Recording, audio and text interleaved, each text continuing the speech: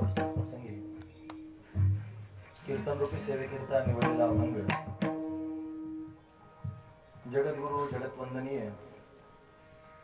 सर्वांच्या अंतःकरणाचा अधिष्ठान असणारे मौली तुकोबाराय यांचा उपदेशपर प्रकरणातील अशा पद्धतीचा अभंग आहे। या अभंगामध्ये मौली तुकोबाराय आपल्याला काय प्रतिपादन करून सांगतात तत्पूर्वी आपण एकदा संतांना नमन करूया।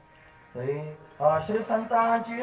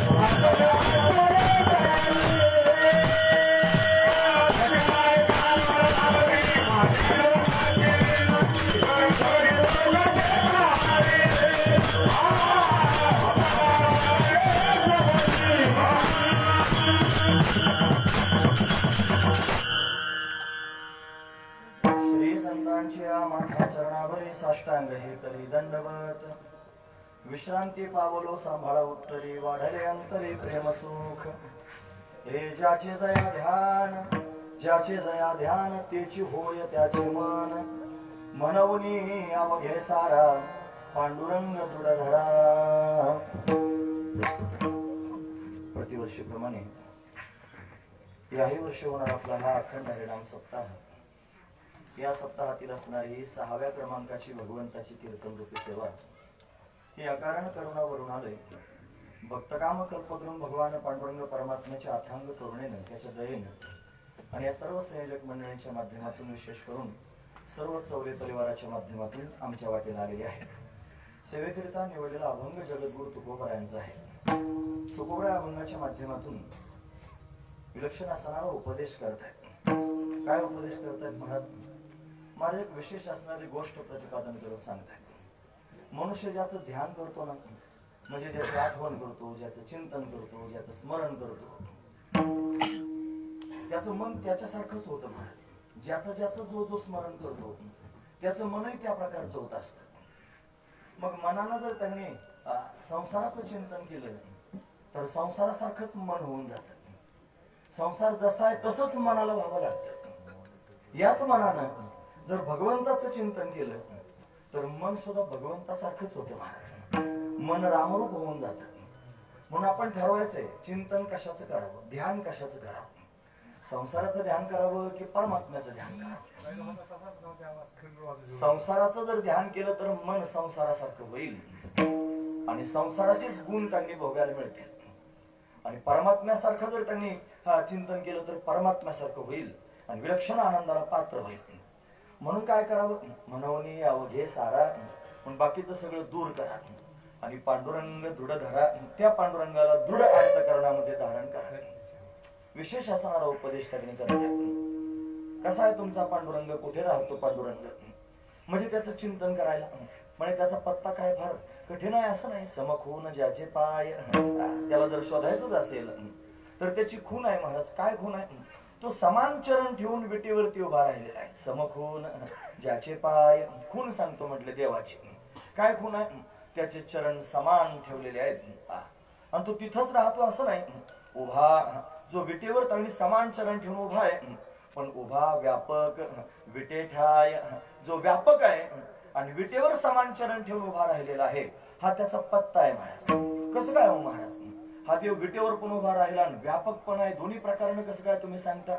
म्हणजे त्याचं स्वरूपच असं आहे महाराज. कसं आहे? तुका म्हणे ना भा परता, जो आकाशापेक्षाही व्यापक आहे आणि अणुचा हे गाभा जो अणुहूनही सूक्ष्म आहे आणि आकाशाहूनही व्यापक आहे, हे भगवंताचं स्वरूप आहे. म्हणून तो परमात्मा विटेवरही उभा आहे आणि तो परमात्मा कणाकणातही व्याप्त झालेला आहे. म्हणून त्या परमात्म्याचं चिंतन जर कराल तर तुमचं मन परमात्म्यासारखं होईल आणि अखंड समाधानाला प्राप्त व्हाल. हा त्यातला विशेष भाव आहे. म्हणून त्यांनी याची यावत जीवमात्रांना समाधान प्राप्त करून देण्याकरिता जगद्गुरु तुकोबराय सहज उपदेश करतायत की म्हणून अवघे सारा पांडुरंग दृढ धरा. म्हणून सगळं गबाळ बाजूला टाकून द्या आणि पांडुरंगाला अंतकरणात दृढ धरा, म्हणजे तुमचं कल्याण होईल. हा त्यातला भाव आहे. असा अभंगाचा सरळ अर्थ पाहण्याचा आपण प्रयत्न केला. विठोबा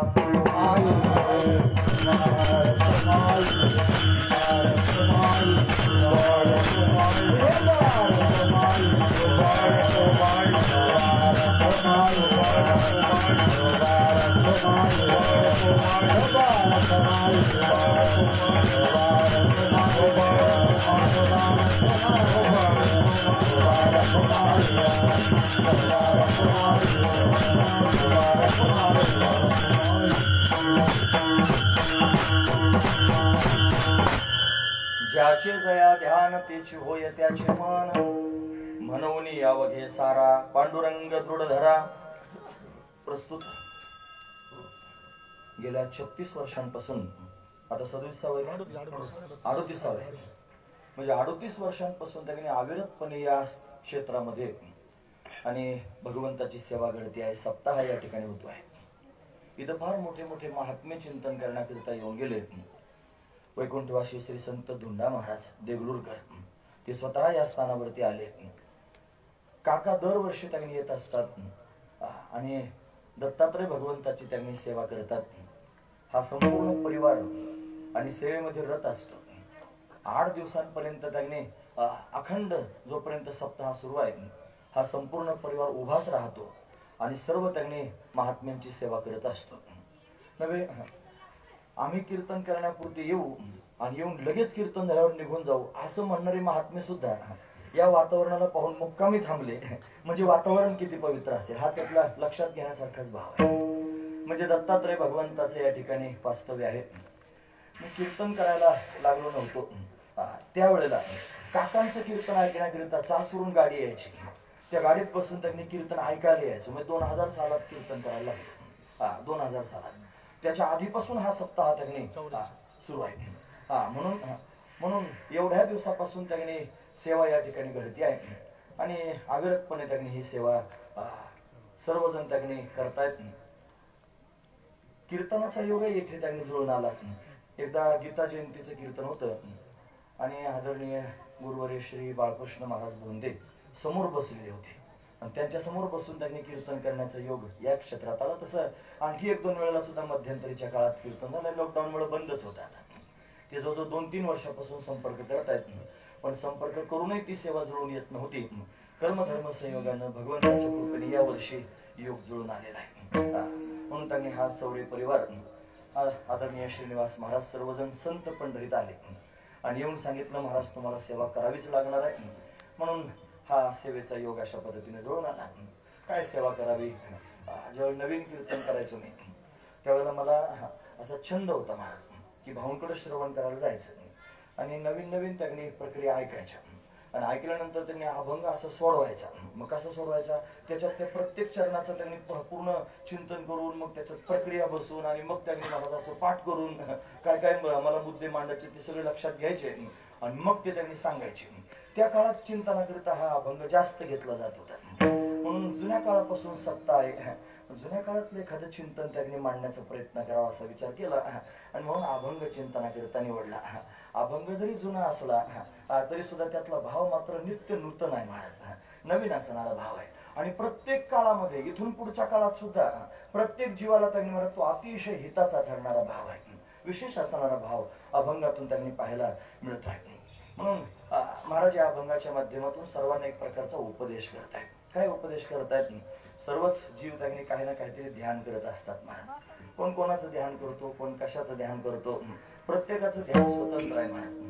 म्हणून त्यांनी सामान्य संसारिक लोकांकडे जर पाहण्याचा प्रयत्न केला तर संसारिक लोक फार तर फार एका टप्प्यात ध्यान करतात, एका असं म्हणत त्यांनी कक्षेत राहतात महाराज. काही सत्ता सांगितल्या शास्त्रामध्ये, 3 प्रकारच्या सत्ता सांगितल्या. एक आहे पारमार्थिक सत्ता, दुसरी सांगितली प्रातिभाषिक सत्ता आणि तिसरी सांगितली व्यावहारिक सत्ता. 3 प्रकारच्या सत्ता. ही तिसरी सत्ता फक्त व्यवहार मान्य करत आहे, व्यवहाराची संगती लावण्याकरिता व्यावहारिक सत्ता त्यांनी मानली. नाही तर 2च सत्ता आहेत मला. पारमार्थिक सत्ता, पारमार्थिक सत्ता म्हणजे काय? परमात्म्याची असणारी सत्ता. त्याच्यामध्ये फक्त सच्चिदानंद घन असणारा परमात्माच राहतो, त्याच्या वाचून दुसरं काही राहत नाही मला. तो परमात्मा एकटाच आहे, एकमेव अद्वितीयम ब्रह्म, एकटाच आहे. सर्वम खविदम ब्रह्म असं आपण जे म्हणतो, पण परमात्मा एकच आहे आणि तो एकच त्या कक्षेत राहतो, त्याचं नाव आहे पारमार्थिक सत्ता.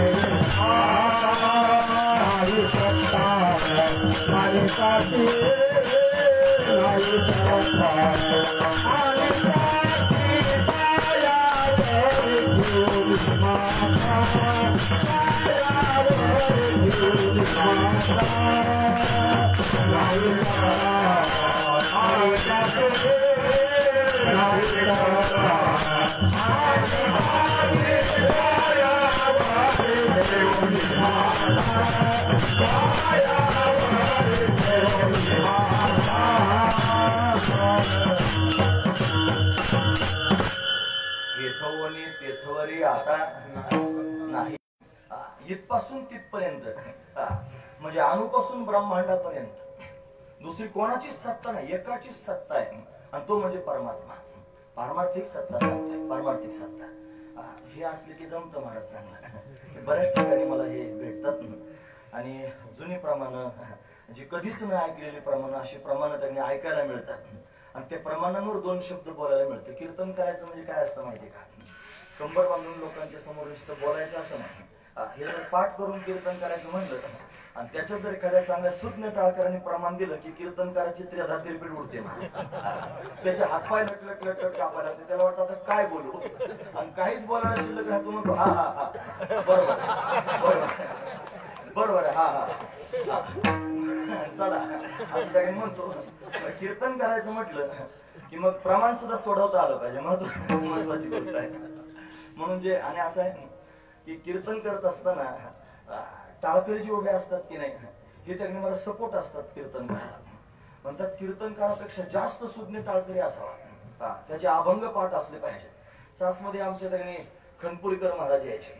खणपूर म्हणजे म्हातारबा शिंदे त्यांचं नाव होतं, म्हातारबा शिंदे खणपुरीकर. त्यांना तुम्ही ऐकून असाल कदाचित. त्यांची मोठी दिंडी सासवरून जायची महाराज. जे आळंदीला त्यांनी सोहळ्याबरोबर जाण्याकरिता जायचे आणि ते असे कडक होते महाराज, पत्री सरकारमध्ये होते म्हणतात, असे त्यांनी कडक स्वभावाचे होते. मग ते त्या टाळकरी त्यांनी गावातले उभे राहिले आणि राहिल्यानंतर त्यांच्या कीर्तनात प्रमाण दिलं. कीर्तन प्रमाण हो दिलं मला त्यांनी आणि प्रमाण झाल्यानंतर बारीक टाळकऱ्याकडे पाहिलं आणि पाहिल्यानंतर त्याला विचारलं किती प्रमाण पाठ आहे तुझे सांग. सांग किती.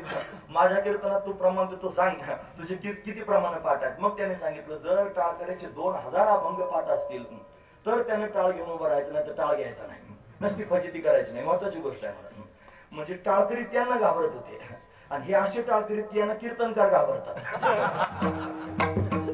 असं चांगलं ऐकायला मिळतं. असू द्या. येथोनी तेथोवरी आहे की नाही, इथपासून तिथपर्यंत जर सत्ता कोणाची असेल तर ती फक्त एका परमात्म्याची आहे. त्याला पारमार्थिक सत्ता असं म्हणतात. म्हणून ती परमात्म्याची सत्ता आहे महाराज. अजून एक सत्ता सांगितली ती म्हणजे त्यांनी महाराज प्रातिभाषिक सत्ता. प्रातिभाषिक सत्तेमध्ये फक्त प्रकृती राहते. प्रकृती ही प्रातिभाषिक सत्तेत आहे महाराज. म्हणून ती त्यांनी मिथ्या वर्णन करून सांगितलेली. मिथ्या म्हणजे ती स्वरूपांतर आहे पण बाध योग्य आहे. मिथ्या म्हणजे काय, गुरुजी वर्णन करून सांगायचे. गुरुजी म्हणजे वैकुंठवासी रंगनाथ महाराज परभणीकर. ते म्हणायचे त्यांनी स्वरूपवान आणि बाध योग्य पदार्थास मिथ्या असं म्हणत जावं. हे जरा थोडं डबड्यात खडे घालून वाजवल्यासारखंच असतं, पण हे सुरुवातीलाच लोक ऐकतात, नंतर हे ऐकत नाहीत महाराज लोक. हे जर शेवटी सांगायला लागलं की लोक म्हणतात हे नका बोलू पुढच्या बारीत, मरू द्या, याच्यापासून काय पडलं दुसरं काहीतरी बोलले जा असं होण्याची दाट शक्यता. सुरुवातीलाच हे सगळं सांगत जावं. महत्वाचा विचार आहे. स्वरूपवान म्हणजे दिसायला दिसतं पण असायला मात्र नसतं, म्हणून त्याला स्वरूपवान आणि बाध योग्य म्हणून जावं मिथ्या. म्हणून त्यांनी महाराज प्रातिभाषिक सत्ता, प्रकृती प्रातिभाषिक सत्तेत राहते, मिथ्या आहे. मग दिसणारे सगळेचे सगळे पदार्थ जे आहेत ना हे मिथ्या आहेत. कसे मिथ्या आहेत हे सांगण्याकरिता तुकोबऱ्या दृष्टांत देतात महाराज. ते म्हणतात ना, हे रज्जू सर्पाकार भासले, रज्जू सर्पाकार भासले,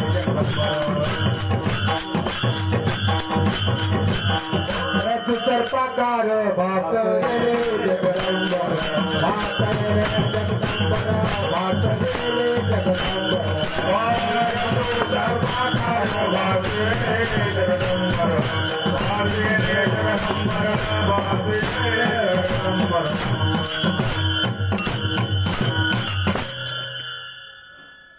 चांगलं वाजवत. तुमच्या बरोबर आलाय का? चांगलं वाजवत.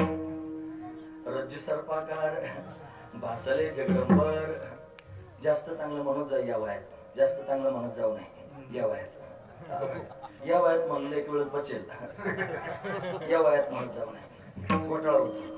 त्याला कळालं म्हणतात, त्याला ते पण कळतंय, त्याने हात जोडून सांगितलं, त्याला कळालं म्हणा. नाही तर काय होतं, बऱ्याच वेळा हवा भरली की घोटाळा होतो. या वयात जर अभिमान घुसला ना अंगात ना तर अहंकाराचा वारा भयंकर असतो मोठा. न लागो राजसा माझ्या विष्णुदासा भाविकासी असं आहे ना. चांगलं वाजवतो. चांगलं का म्हणतो, बरेच वाजवणारे पण इथं आहेत ना, त्यांनी पाहिलं पाहिजे चांगलं वाजवतो. म्हणजे आपण सुद्धा एवढ्याच नेटानं वाजवलं पाहिजे. मला पण वाजवते चालकडे वेगळ्या, चालकडे माझे बोलच वेगळे आहेत ना. बचक्यात चेंडू, बचक्यात चेंडू, थडबेथड पाडते, थडबेथड पाडते, मंत्रच तेवढे आहेत मला, दुसरे बोलच येत नाहीत. आता ते नाही राज असतो दिंडीत, बाबांच्या दिंडीत आम्ही जायचो की नाही. मग बाबांच्या दिंडीत चालताना मग मृदंग वाजवायला जर कोण नसलं मग वाजवणं थोड्या वेळ, मग ते डुबुक डुबुक डुबुक करायचं. तसलं त्याचं डुबुक डुबुक नाही, चांगलं आहे, महत्वाची गोष्ट आहे. रज्जू सर्पाकार भासले जगदंबर. मुद्द्यावर आलं पाहिजे ना. रज्जू म्हणजे त्यांनी दोरी आणि सर्प.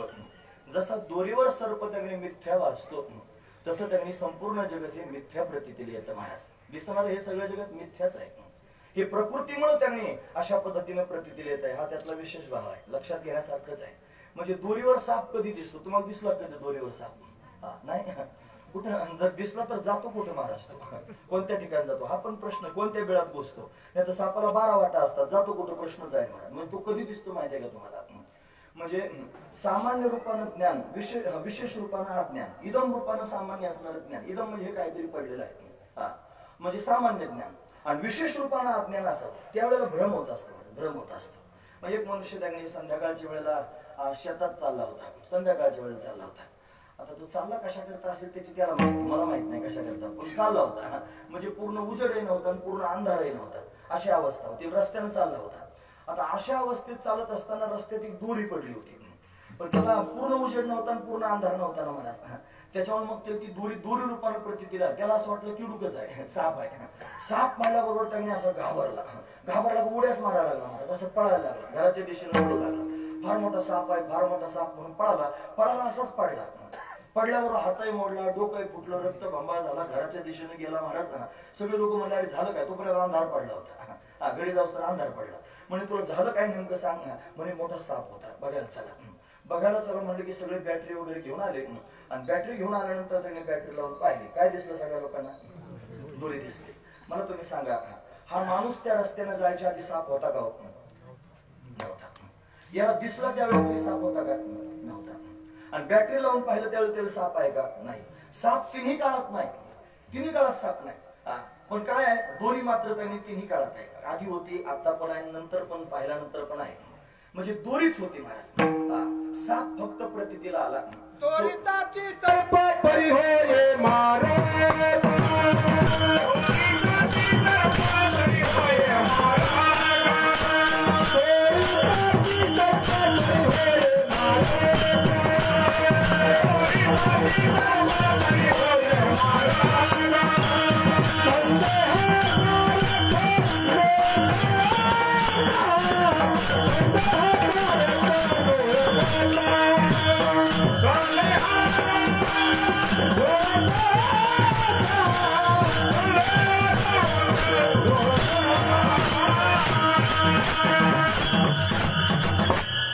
दोरीवरचा साप मारक होत असतो महाराज. तो संदेहकारक आहे न ओळखता. त्याला जर ओळखलं नाही तर संदेह निर्माण होतो, आणि संदेह निर्माण झाला की तो साप मारायला कारणीभूत होतो. लोकांना भेद्रपणाही लागतं ना महाराज. साप जरी चावला नाही तरी लोक मरतात महाराज, सापाच्या भीतीनेच मरतात. कारण साप माणसाला त्यांनी जगू देत नाही सहज. काही लोकांना जिवंत करतो साप. म्हणजे मला आठवलं, मग सांगतो की घडलेला प्रसंग सांगतो मी तुम्हाला. एका पेशंटला तपासायला गेलतो महाराज. म्हणजे जेव्हा दवाखाना चालू, खरोखरची गोष्ट, खोटं नाही सांगत, खरं कीर्तन, खोटं कधी बोलायचंच नाही महाराज. कीर्तनात काय कधीच बोलू नाही खोटं, खरं सांगतो. गेलो तपासण्याकरता. असं खानाचं घर होतं जुनं, आणि त्याच्यामध्ये ते पेशंट झोपवलेलं होतं. मात्र फार थकलेलं होतं महाराज. त्याचा त्राण नव्हतं, उठून बसायला, इंजेक्शन द्यायला गेलो होतो. मग ते सगळेजण होते तेवढ्यात, आणि ते असं मिन करणारी लाईट होती. लाईट पण फार मोठी नव्हती. मग ती अशी लाईट त्या लागलेली होती. म्हातारा झोपलं होतं. इतक्यात रपकन आवाज आला. रपकन पाहिलं म्हणजे काय पडलं म्हणून पाहिलं तर त्या खानातून साप पडला होता खाली. आता साप खाली पडल्यानंतर सगळ्यांनी पाहिला मला साप पाहिलं की सगळे लोक घाबरले. म्हाताऱ्याच्या अवती भोवती बसले, जे चांगले इथून पळण्याजोगे होते ते बाहेर पळाले. आम्ही आमची पेटी तिथे सोडून दिली, म्हणून चला बाहेर. आता आम्ही पण बाहेर निघून गेलो. सापच मोठा होता मला. आता ते पेशंट होतं ना, त्याला कुठे उठता येते, ते जागेवरच होते, त्याला हालचाल करता अंथरुणातच होतं मला. ते इंजेक्शन द्यायचं होतं, ते थकलेलंच होतं फार. मग आता काय करू असा प्रश्न त्याने पडला. मी बाहेर निघून आलो, सगळेजण बाहेर आले. बाहेर आल्यानंतर त्याने मला तो साप बाहेर येताना दिसला. आता बाहेर आल्यानंतर त्याचं काय झालं पुढचं मला सांगायला. लोक काय करतात साप पाहिल्यावर दुसरं, मग त्याचं काय व्हायचं ते झालं. आम्ही सगळेजण आतमध्ये गेलो, आणि आतमध्ये आता भ्याव राहिलं काय, साप गेल्यानंतर सगळे आतमध्ये गेलो. आतमध्ये गेल्यानंतर सगळे जिथले तिथं होतं, फक्त म्हातारा अंथरुणात नव्हतं. खरंच नव्हतं. सगळं जिथले तिथं होतं. सगळे लोक पाहायला लागले. बरं, मग बल्ब असा मिन करीत होता. ते दिसायचं काही कामच नव्हतं. म्हातारा अंथरुणात नव्हतं. सगळे काने कोपरे पाहायला लागले, म्हातारा दिसत नाही. गेलो कुठं. बरं, साप तर बाहेर गेलो, त्याचा कार्यक्रम लोकांनी केलं, त्याच्यात म्हातारा दिसलं नाही. खाऊन घेतलं, घेऊन घेतलं. म्हातारा पण बाहेर दिसलं नाही. गेलो कुठं म्हातारा. आता इकडे सगळे पाहायला लागले. आणि मग त्याच घराच्या एका कोपऱ्यात रांजण रावलेला होता. रांजण पूर्वीच्या काळात रांजण रवायचे म्हणजे असं वाटा करायचे, त्याच्यात रांजण रवायचे. म्हातारा सगळे बाहेर गेले. त्याला कळालं, तो रांगत त्या रांगणापर्यंत गेलं, आणि रांजणावर बसलं ओढून जाऊन. असं करून बसलं.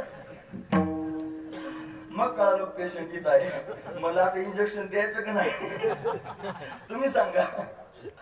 मग दिलं म्हणा, तसं नाही काय. पण साप पाहिल्यानंतर मरायला लागलेला माणूस सुद्धा जिवंत होतो. मरायला लागला, पण मरायलाच लागला होता. इंजेक्शन देऊन परत जागवायचा होता. तो रांधावर जाऊन बसला. म्हणजे सापाची भीती एवढी डेंजर असते, महत्वाची गोष्ट आहे. एवढी भीती डेंजर असते. म्हणजे साप काही लोकांना नुसता स्पर्श करून जर गेला, चावला नाही, आणि तरी सुद्धा मनात जर भीती भरली ना की साप चावला म्हणून, भेद्र पाणी लागतं, माणूस मरतो महाराज. म्हणून महाराजांनी प्रमाण दिलं, खोटा साप जरी असला तरी सुद्धा सापाची भीतीच माणसाला मारते महाराज. संदेह जर निर्माण झाला तर मग मात्र त्यांनी घोटाळा होत असतो. म्हणून त्यांनी इदम रूपानं सामान्य ज्ञान, विशेष रूपानं आत्म्यान असं झालं की भ्रम निर्माण होत असतो. आणि भ्रमाना जो पदार्थ प्रतीला येतो तो स्वरूपवान असतो, पण बाध योग्य असतो, त्याचा बाध होत असतो. तशी प्रकृती स्वरूपवान आहे, पण बाध योग्य आहे. मग ती प्रातिभाषिक सत्तेत आहे. दोन सत्ता झाल्या, एक पारमार्थिक सत्ता, दुसरी प्रातिभाषिक सत्ता, आणि तिसरी सत्ता म्हणजे व्यावहारिक सत्ता. व्यवहार आपण करतो ना, व्यवहारात आईला आई म्हणावं लागतं, बापाला बाप म्हणावं लागतं, भावाला भाऊ म्हणावं लागतं, बायकोला बायको म्हणावं लागतं, मुलांना मुलं म्हणावं लागतं, भाऊबंधांना भाऊबंद म्हणावं लागतं, असं सगळं म्हणावं लागतं की नाही महाराज. हा व्यवहार आहे. व्यावहारिक सत्ता. लोकांना एकच सत्ता कळते, तिचं नाव आहे व्यावहारिक सत्ता. लोकांना प्रातिभाषिक सत्ताही कळत नाही, लोकांना पारमार्थिक सत्ताही कळत नाही. म्हणजे लोकांना देवाधर्माशी काही घेणं देणं नाही. मी सांगतो असं नाही, महाराज म्हणतात हे देवधर्म सांगी पडले,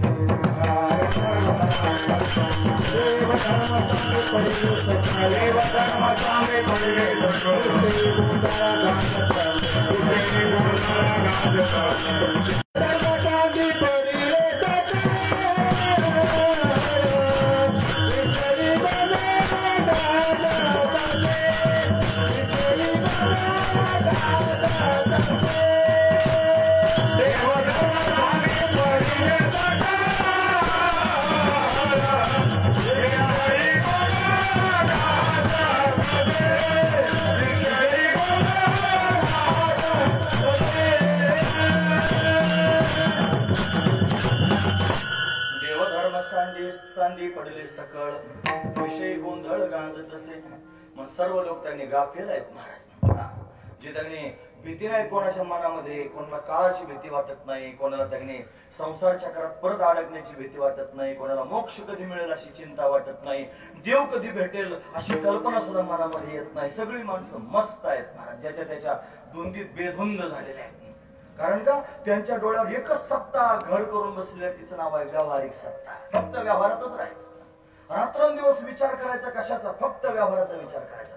व्यवहार फिरले पाहिजे ना महाराज, चांगले फिरले पाहिजेत व्यवहार. व्यवहार फिरण्याकरिता इकडून तिकडे फिरले पाहिजेत ना महाराज. व्यवहार काही स्थिर असले पाहिजे, काही फिरले पाहिजेत. हे काही गोष्टी स्थिर राहण्यासाठी. या बायका ओवाळायला जातात की नाही, कोणाला ताट घेऊन ओवाळायला जातात की नाही, ओवाळताना त्यांच्याकडे त्यांनी ती हातातली अंगठी काढतात सोन्याची, मग त्यांनी रुपया असतो.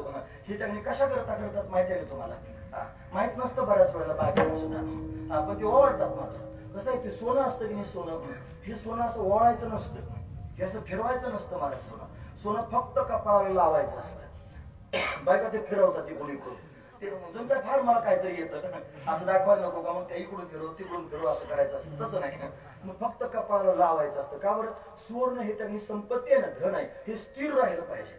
हे काय झालं पाहिजे? स्थिर राहिलं पाहिजे. मग सोनं कपाळाला लावायचं, स्थिर राहावं, सोनं नाणं याच्याकडे स्थिर राहावं. मग ती फिरायची काही गरज नाही महाराज. रुपया घेऊन फिरवायचा असतो महाराज. इकडून घ्यायचा इकडून घ्यायचा इकडून, म्हणजे व्यवहार फिरला पाहिजे. माझ्या भावाचा व्यवहार चांगला फिरू दे असं त्याचा अर्थ आहे महाराज. म्हणजे चांगले व्यवहार फिरू दे, इकडून फिरू दे तिकडून फिरू दे. आणि भाव सुद्धा तरबेज असतो महाराज व्यवहार फिरवण्याकरता. फिरवीतच राहतो, नुसतं फिरवीतच काम असतं. आशीर्वादच असतो महाराज आईचा बहिणीचा. असा त्याने व्यवहार फिरला पाहिजे. म्हणून सगळ्या लोकांच्या डोक्यात एकच गणित असतं, व्यवहार फिरला पाहिजे आणि चांगला फिरला पाहिजे. त्याच्याकडे रात्रंदिवस अट्टहास आहे महाराज. व्यवहारातून बाजूला होण्याकरिता अट्टहास नाही. खरं तर अट्टहास जीवनात कशा करता करावा, या सगळ्या व्यवहारांपासून दूर होण्याकरिता करावा. सगळे व्यवहार संपून जाण्याकरिता करावा आणि सगळे व्यवहार संपून त्यांनी स्थिर होण्याकरिता अट्टहास करावा. पण लोक स्थिर होण्याकडे धावत नाहीत, लोक अजून वाढवण्याकरिता धावतात. लोकांना असं वाटतं वेल मांडवाला गेला पाहिजे, अजून मांडवाच्या वर दुसरा मजला बांध, जे होईल ते होईल. मांडवाच्या वर गेला पाहिजे व्यवहार. म्हणजे त्यांनी सगळं जीवन असं फिरलं पाहिजे, म्हणजे सगळं सुखात समृद्धीत असलं पाहिजे. आपल्याकडचे एक मन आहे महाराज, रात्रीला तुला सांगून 5 बोट तुपात. म्हणजे तुपात कसं काय 5 बोट, कायम काय तुपात ठेवायची का बोट, पण असं म्हणतात 5 बोट तुपात. असं झालं पाहिजे. म्हणजे व्यवहार चांगले होण्याकरिता, 5 बोट तुपात राहण्याकरिता, वेल मांडवाला जाण्याकरिता, सगळं संपन्नपणे त्यांनी राहण्याकरिता सगळ्या लोकांचे व्यवहार.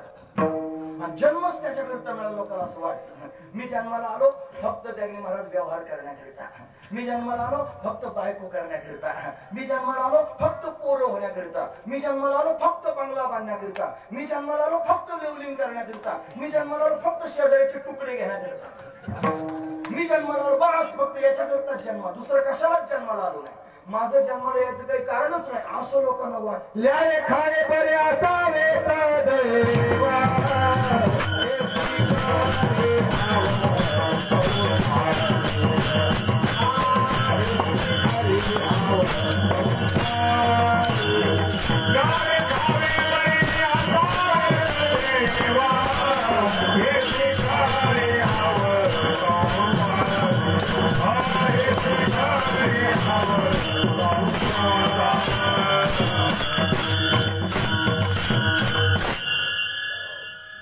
माझं पटतंय पण तुम्हाला काय पटण्यासारखंच आहे माझं. मी कुठं पोथीतलं सांगतो, अजून पोथीतलं सांगायचं मला. महत्वाचा विचार सांगतो, हा व्यवहारच आहे ना माझा. प्रत्येक मनुष्याच्या डोळ्यावर हाच चष्मा आहे मला आज या घडीला.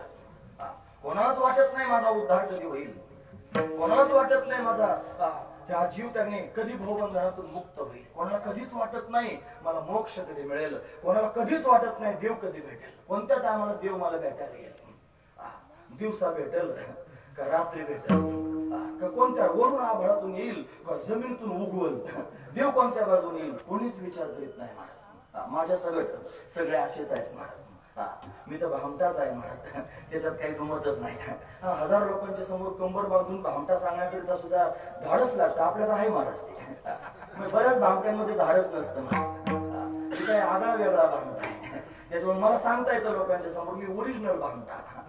त्याच्यामुळे मलाही म्हणता येतं महाराज, महत्वाची गोष्ट आहे.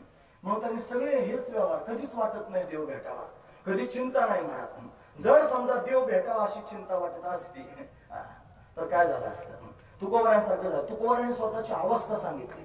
ते म्हणतात देव भेटण्याकरिता मला काय झालंय ते देवालाच म्हणतात. हे जोरोनी पांजरा हो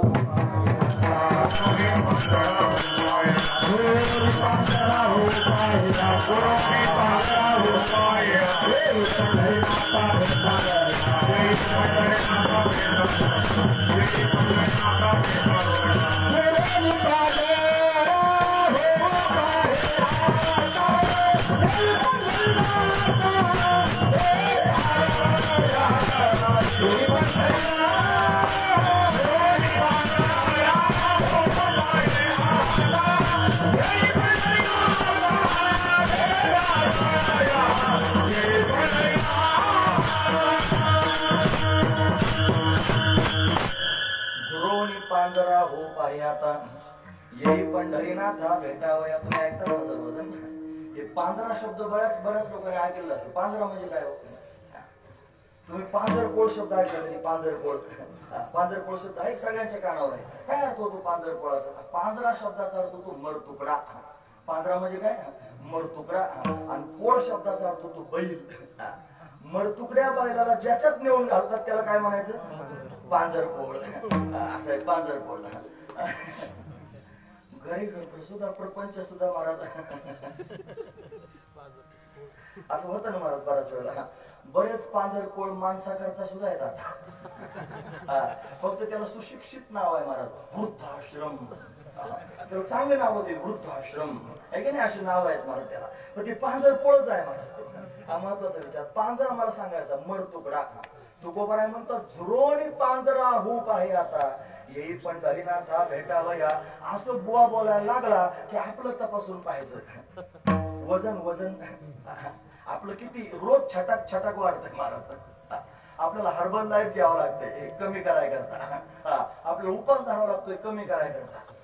जर त्या आपल्याला जर खरंच झुरण लागली असती देव भेटायची, जर रात्रंदिवस चिंता लागली असती देव भेटायची, खरं सांगू का, ज्याला वाटतं ना मला देव भेटावा त्याला झोप येत नाही रात्रभर. जीवनावे गळी मासोळे तैसा तुपातळे. जीवनावे गळी मासोळे तैसा तुपातळे. तैसे झाले माझ्याशी केव्हा भेटायची.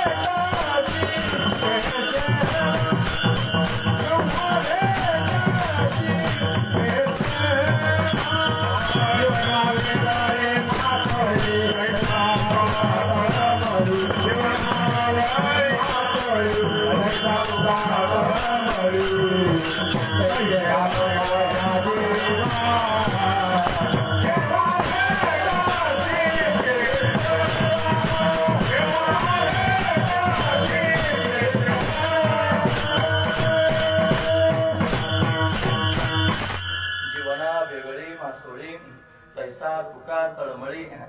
जीवन म्हणजे पाणी आणि मासोळी म्हणजे मासा. पाण्यातून मासा बाहेर काढल्यानंतर जसा जिवंत राहण्याकरिता तळमळ करतो, तसं भगवंताच्या भेटीकरिता जीव तळमळ ज्या वेळेला करेल त्यावेळेला परमात्मा भेटेल. खरं सांगा आपला जीव तळमळ करतो का नाही? करतो ना महाराज, पण देवा करता नाही. मग कशा करता करतो मी सांगणार नाही.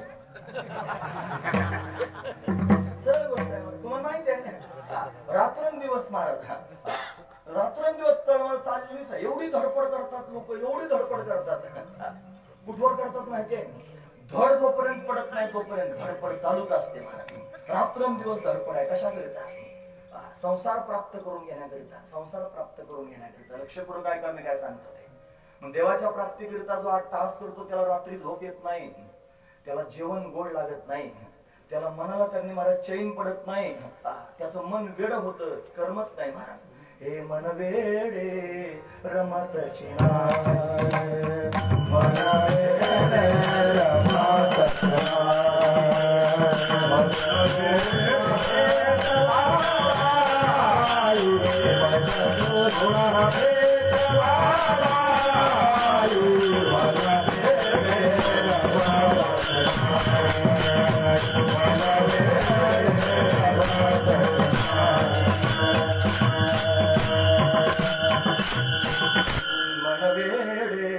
रमतची भज कृष्ण भेट कृष्ण भेट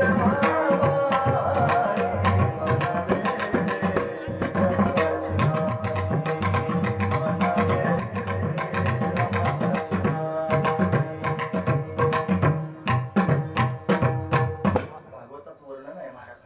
तन मनस्का तदासलापा तदविचेष्टा तदात्मिका तद्गुणा नैव गायंतो नात्मागाराने सस्मरू.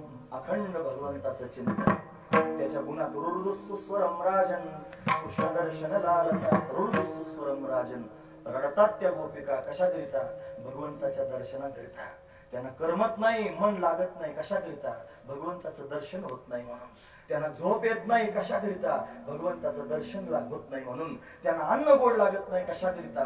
भगवान भेटत नाही म्हणून. नको ऐसे झाले अन्न,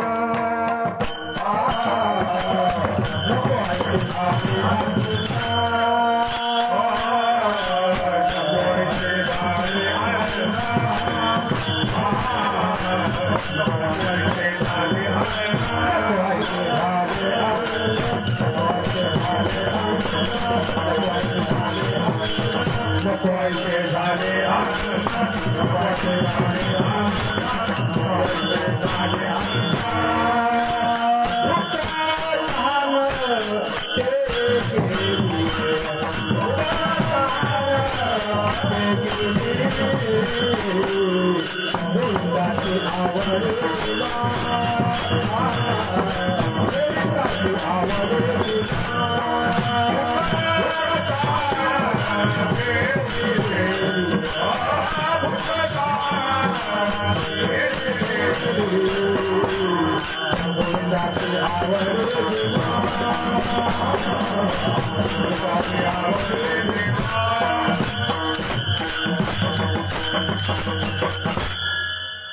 अन्न नकोसं वाटतं, भूक तहान हरवून जाते आणि गोविंदाचा छंद लागतो. गोविंदाचं वेड मनाला लागतं. मग हे काहीच करावं असं वाटत. तुम्ही ऐकतात ना पण सर्वजण असं बुवा बोलायला लागला की आपलं जीवन आणि ते शब्द तपासून पाहत जायचे. महत्वाचा विचार आहे. लक्षपूर्वक काय आम्ही काय सांगतो, आपलं जीवन आणि ते शब्द तपासून पाहायचे की याच्यातलं एक तरी आपल्याला होतंय का. आपला झोपा चांगला लागतात महाराज. घरी नाही. कीर्तन कोणाकरता असतं? देवा करता असतं की नाही? बरं, कीर्तन किती वेळाचं असतं? 2 तासाचं असतं. 2 तासाचं कीर्तन आहे ते स्पेशल देवा करताय तरी लोक कीर्तनात येऊन झोपतात महाराज. मग घरी काय करीत असतील तर तो पुढचा मुद्दा आहे, महत्वाचा विचार आहे. म्हणजे देवा करतात जे असतं त्याच्यात झोपतात. तर झोप लागत नाही म्हणायचं काही कामच नाही. मला सरळ सरळ गोष्ट आहे, झोपायला लागते. अन्न जात, चांगल्यापैकी करमत, सगळ्या गोष्टी व्यवस्थित आहेत महाराज. या सगळ्या गोष्टी त्यांनी सुरू आहेत. का बरं? भगवत भेटीचा छंद लागला नाही म्हणून, भगवत भेटीची आस लागली नाही म्हणून, भगवत भेटीची इच्छाच अंतकरणात कधी निर्माण झाली नाही म्हणून. रात्रंदिवस त्यांनी व्यवहार आणि फक्त व्यवहारच आहे आणि व्यावहारिक जीवनातच मनुष्य त्यांनी जगतोय. त्याचा काय परिणाम होतो महाराज? फार चांगला व्यवहार जर एखाद्या माणसाने केला तरी मला एखादा असा माणूस दाखवा की जो त्यांनी जगी सर्व सुखी असा पूर्ण आहे. विचारे मना तुझी शोध होणी पाहे. जगात एखादा सर्व सुखी दाखवा. फार कोट्याधीश नाही, अब्जाधीश आहे आणि सुखी आहे असा एखादा दाखवा. नाही ना महाराज. तो केवढाही झाला तरी समाधानी होऊ शकत नाही. तो सुखी होऊ शकत नाही. का होऊ शकत नाही? त्याचं कारण त्याच्या मनाला छंद संसाराचा लागलेला आहे. त्याच्या मनाला छंद संसाराचा लागलेला आहे. संसार कसा आहे असं जर कोणी विचारलं, गुरुजी म्हणायचे, गुरुजी म्हणजे वैकुंठवासी रंगनाथ महाराज परभणीकर, ते म्हणायचे तर संसार संसार रूपाने कळावा, नाहीतर परमात्मा परमात्मा रूपाने कळावा. दोन्हीपैकी एकही कळालं तरी माणूस मुक्त होऊन जाईल. संसार संसार रूपाने कळावा. कसा आहे संसार? तुम्ही ऐकतात ना सर्वजण? मला सांगा, आपण सर्वजण संसार का कोण संन्याशी याच्यातलं सांगा. आपण सारे संसार करतो. संसार आपण जाणून करतो का न जाणता करतो? जाणून करतो. जर जाणून लोक संसार करीत असते तर संसार केला असता का लोकांनी? काय संसाराचं स्वरूप आहे सांगा तुम्ही. काय संसार, संसार कसा आहे सांगा, सांगा प्रमाण. ठाऊकाची आहे संसार दुःखाचा, ठाऊकाची आहे संसार दुःखाचा, ठाऊकाची आहे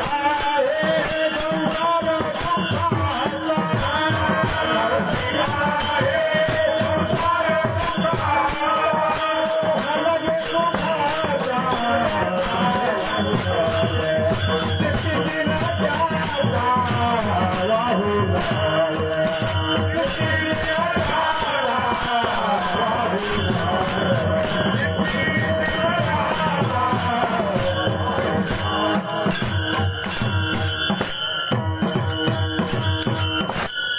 संतांना कळलेलं आहे काय? ठाऊकाची आहे संसार दुःखाचा, चित्ती शीन त्याचा वाहू नये. संसार दुःखाचाच आहे. दुःख बांधवडी संसार, सुखाचा विचार नाही कोठे. संसारात सुख मानणारे लोक आहेत महाराज. त्यांना संसारात सुख वाटतं. संसारातलं सुख कसं आहे माहिती? जुने लोक दृष्टांत सांगायचे. मला गुरुजींचे दृष्टांत सांगायला फार आवडतात. त्यांचा दृष्टांत आहे, सांगतो.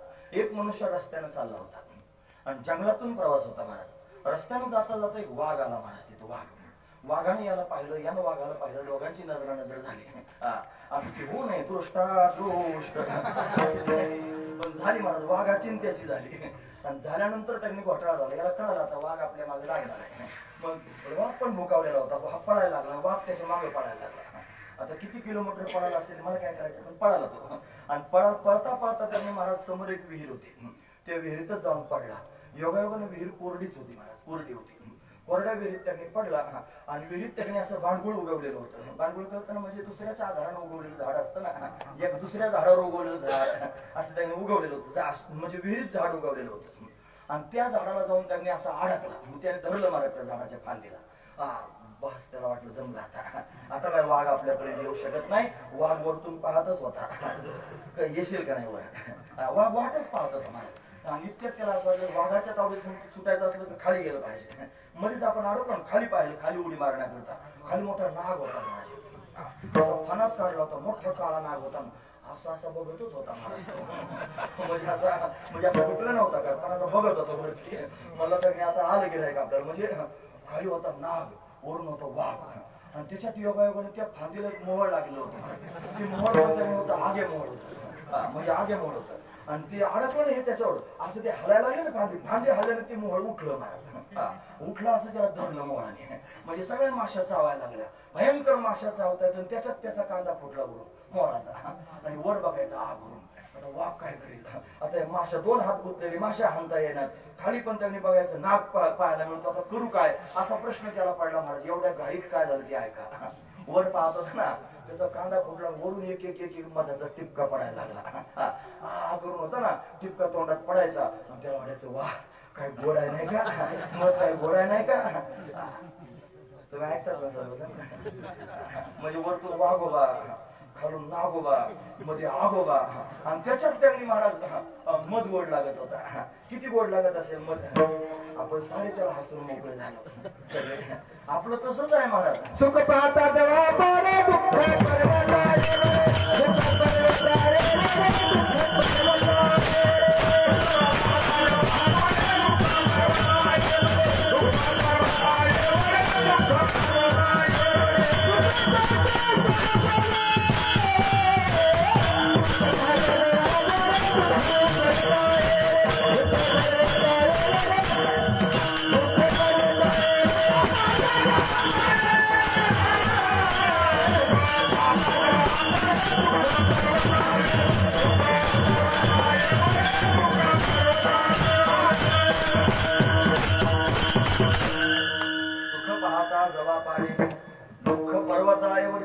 संसाराची स्थिती सांगतो महाराज. असा संसार आहे, नसा हे पाषाण भयका बचित्ती भरलासी.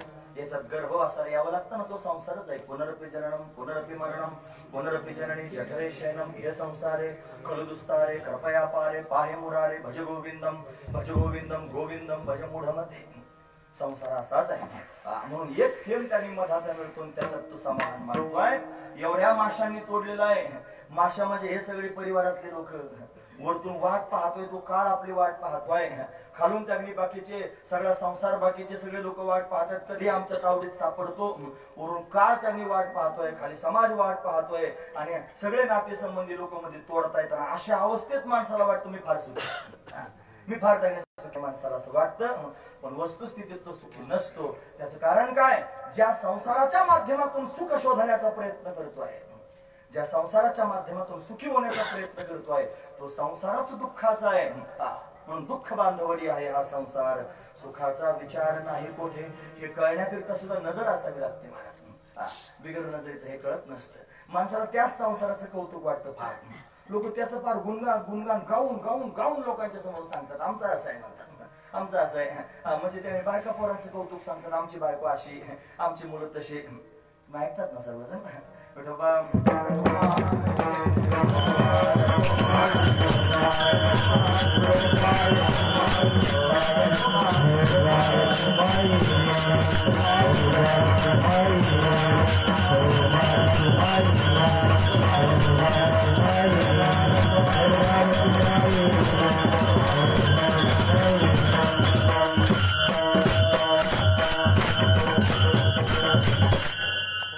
संसाराचं कौतुक करतात, संसाराचे गुणांवर गातात, संसाराचंच गाणं गात असतात रात्रंदिवस.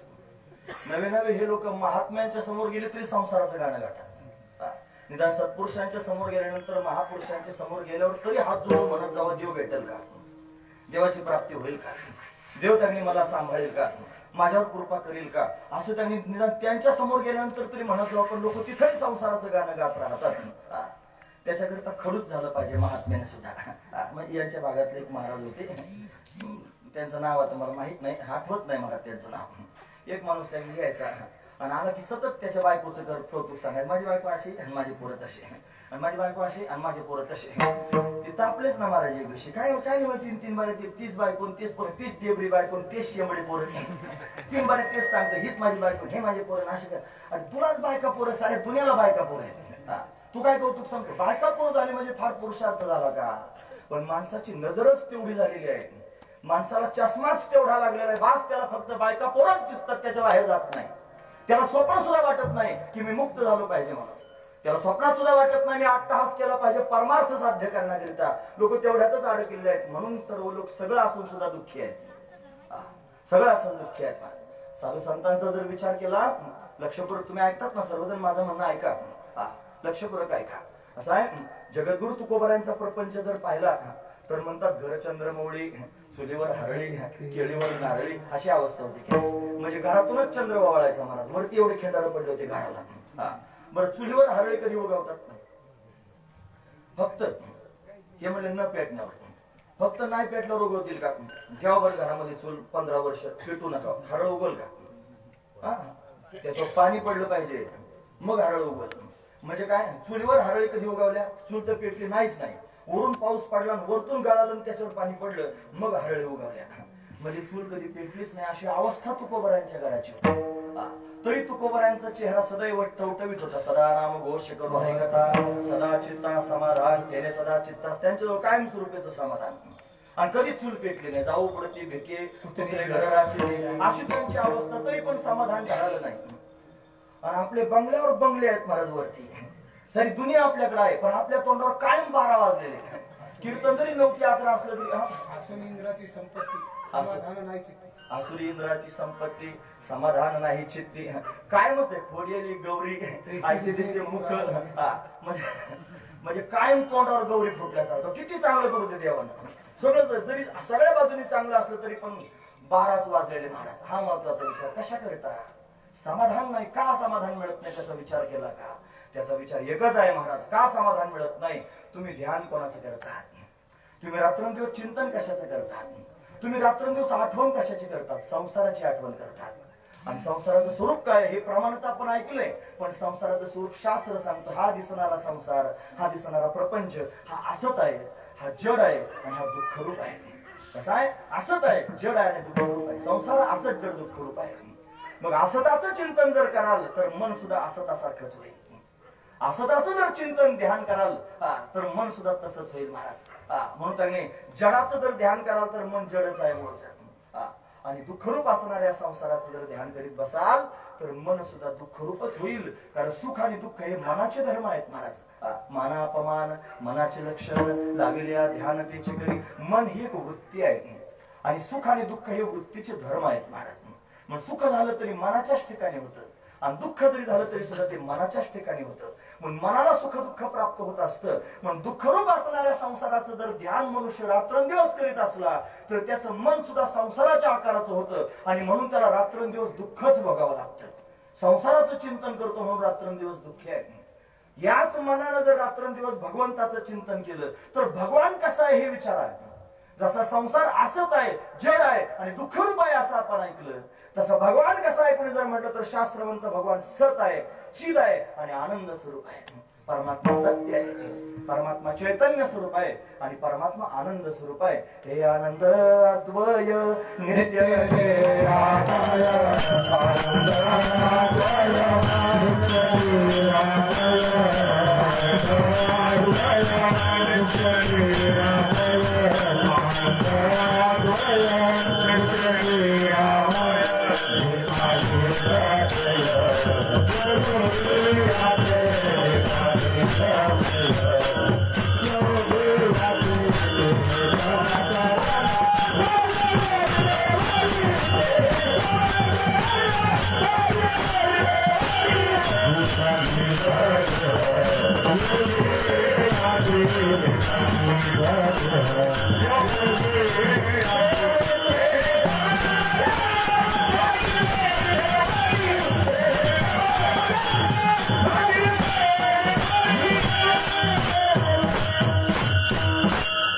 आनंद अद्वय नित्य निरामय जे का निज ध्येय योगी यांची. परमात्मा कसा आहे? परमात्मा सच्चिदानंद स्वरूप आहे. म्हणून त्याने मन असं आहे ना महाराज, मनाचा स्वभाव आहे. या मनाचे एक निके जे देखील या गोडीच्या ठाई सोके. या मनाला ज्याची गोडी लागते हे मन तिथं सोकावलं जातं महाराज. म्हणून गती अधोगती मनाची हे युक्ती. मन लावा एकांती साधू संगे. मनाला एकांतात साधूच्या संगतीत नेऊन बसवा. जतन करा जतन करा धावते सैरा ओढाळते. मान अपमान मनाचे लक्षण लाविल्या ध्यान तेच करी. मनाला ज्याचं ध्यान लावून द्याल मन तेच करतं आणि फक्त तेच करतं असं नाही, तेच होतं. म्हणून संसाराचं जर ध्यान मनाला लागलं आणि मन जर रात्रंदिवस संसाराचं ध्यान करू लागलं तर मन संसारासारखं होईल. आणि संसार कसा आहे तर तो दुःखाचा आहे. म्हणून मनाला रात्रंदिवस काय होईल तर दुःख होईल. जगातले सगळे लोक दुःखी का आहेत त्याचं कारण सगळे लोक संसाराचं ध्यान करतात. ज्याचं तुम्ही ध्यान कराल मन तसंच होत असतं. हा सिद्धांत महाराजांना माहिती आहे, तो वर्णन करून सांगतात.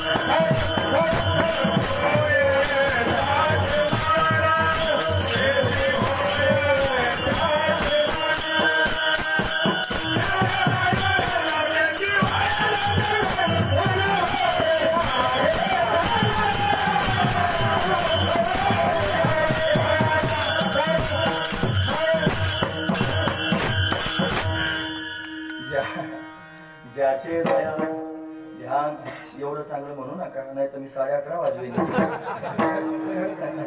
चालेल चालेल. ज्याचे जया ध्यान त्याचे होय त्याचे मन. सिद्धांत सांगितला, महत्वाचा मुद्दा सांगितला. जो ज्याचं ध्यान करतो त्याचं मन त्याच्यासारखंच होतं. ज्याच्या ध्यानात राहतो त्याच्यासारखंच मन होत असतं महाराज. म्हणून मन ठेवावं कुठं हे कळालं पाहिजे महाराज. मन जर चुकीच्या ठिकाणी ठेवलं तर घोटाळा होण्याची दाट शक्यता आहे महाराज. काही गोष्टी जिथं ठेवायच्या तिथं ठेवायला पाहिजे. सुमंत महाराज ओतूरकर माहिती दे तुमच्याकडे आलते कधी? वैकुंठवासी सुमंत महाराज ओतूरकर भागवत कथा सांगायचे, फार गोड त्यांनी चिंतन मांडायचे. त्यांचं एक दृष्टांत आहे महाराज, फार दृष्टांत आहे. सांगू तुम्हाला? सांगू का? नाही पण बरंच चिंतन राहिले असं. सांगू का? सांगू? ती म्हणायचे एक म्हातारी होती बरं, आजी होती आपली म्हातारी. तिच्याकडे बरंच गावाला जमा झालेलं होतं. गावाला म्हणजे दुडलू, म्हणजे पैसे जमा झालेले होते. नोटांचा बंडल होता आणि तिला नेमकं लेकीच्या घरी जायचं. कोणी नव्हतं, फक्त लेकच होती.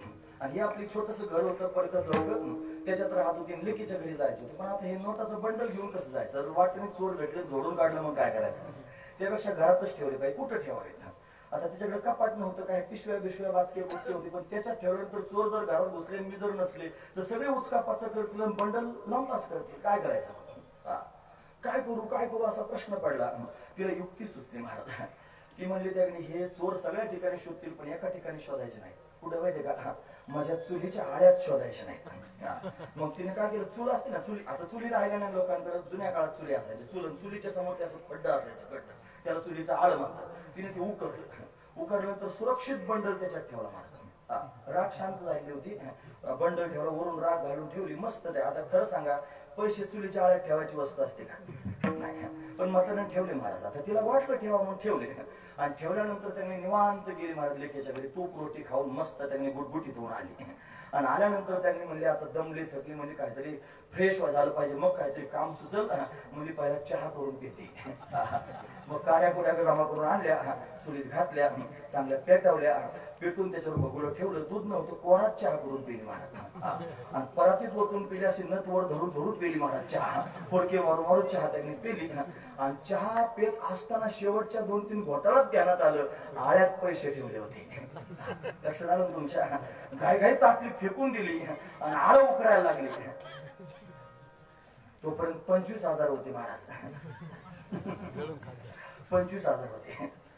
म्हणजे एक कोराची हा केवढ्याला पडला? 25,000 चहा पिली महाराज म्हातारी. माझा दृष्टांत संपला. खरं सांगा, पैसे चुलीच्या आळ्यात ठेवायची वस्तू आहे का? नाही ना. जळाले कशा करिता? चुकीच्या ठिकाणी ठेवले म्हणून जळाले. चुकीच्या ठिकाणी ठेवले म्हणून जळाले. तसं मन कुठं ठेवलं पाहिजे कळालं पाहिजे महाराज. हे मन जर चुकीच्या ठिकाणी ठेवलं तर जळाल्याशिवाय राहायचं नाही महाराज. दुःख दिल्याशिवाय राहायचं नाही. ते सुटणेपणानं चांगल्या ठिकाणी ठेवलं पाहिजे. कुठं ठेवावं? महाराज म्हणतात ज्याचे जया ध्यान त्याची होय त्याचे मन. जो ज्याचं ध्यान करेल मन सुद्धा तसंच होईल. मग या मनाला जर भगवंताच्या ठिकाणी ठेवलं तर काय होईल? सरळ सरळ गोष्ट आहे महाराज. या मनाला जर भगवंताचा छंद लागला तर मन देवरूप होऊन जाईल. म्हणून देवाच्या ठिकाणी ठेवावं. हे मन हे राम झाले, मन हे राम झाले, मन हे राम झाले, मन हे राम झाले, मन हे राम झाले, मन हे राम झाले,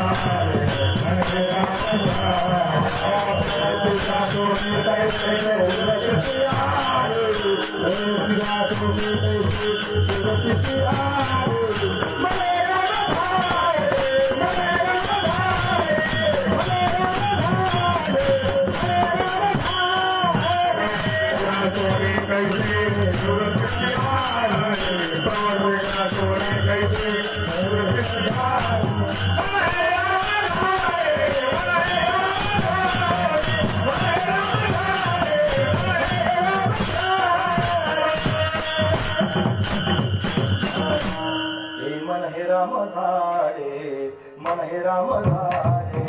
प्रवृत्तीला सोने कैसे निवृत्तीस आले.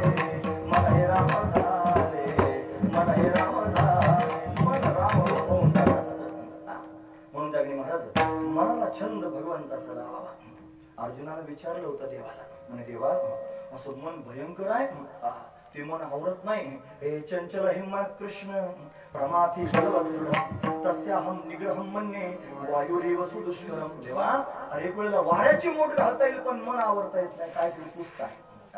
देवानं त्याला सांगितलं, हे मन मना भाऊ मत भक्तो मध्याजी माम नमस्कुरु मामे वैशिषी सत्यंते प्रतिजाने प्रियसी मे.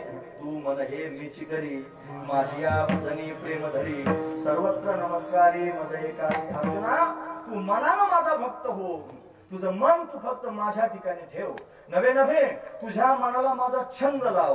जर मनाला गोविंदाचा छंद लावला तर काय होतं महाराज वर्णन करून सांगतात. गोविंद गोविंद मनाला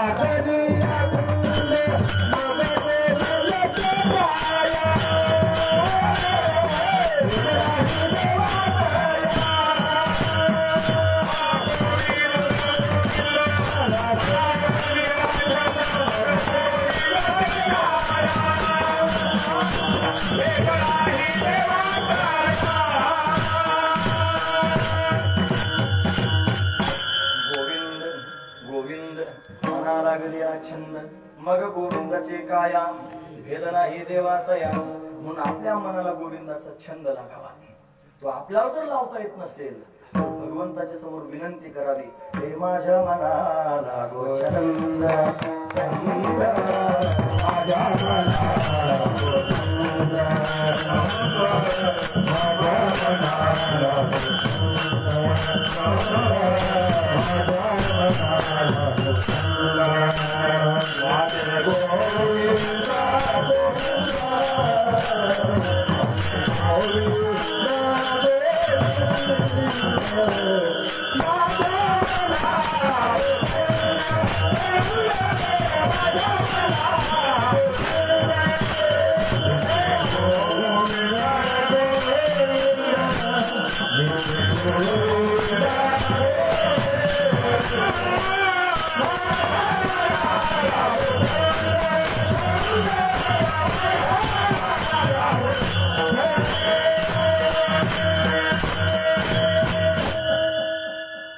माझ्या मनाला गो छंद नित्य गोविंद गोविंद नित्य गोविंद गोविंद माझ्या मनाला छंद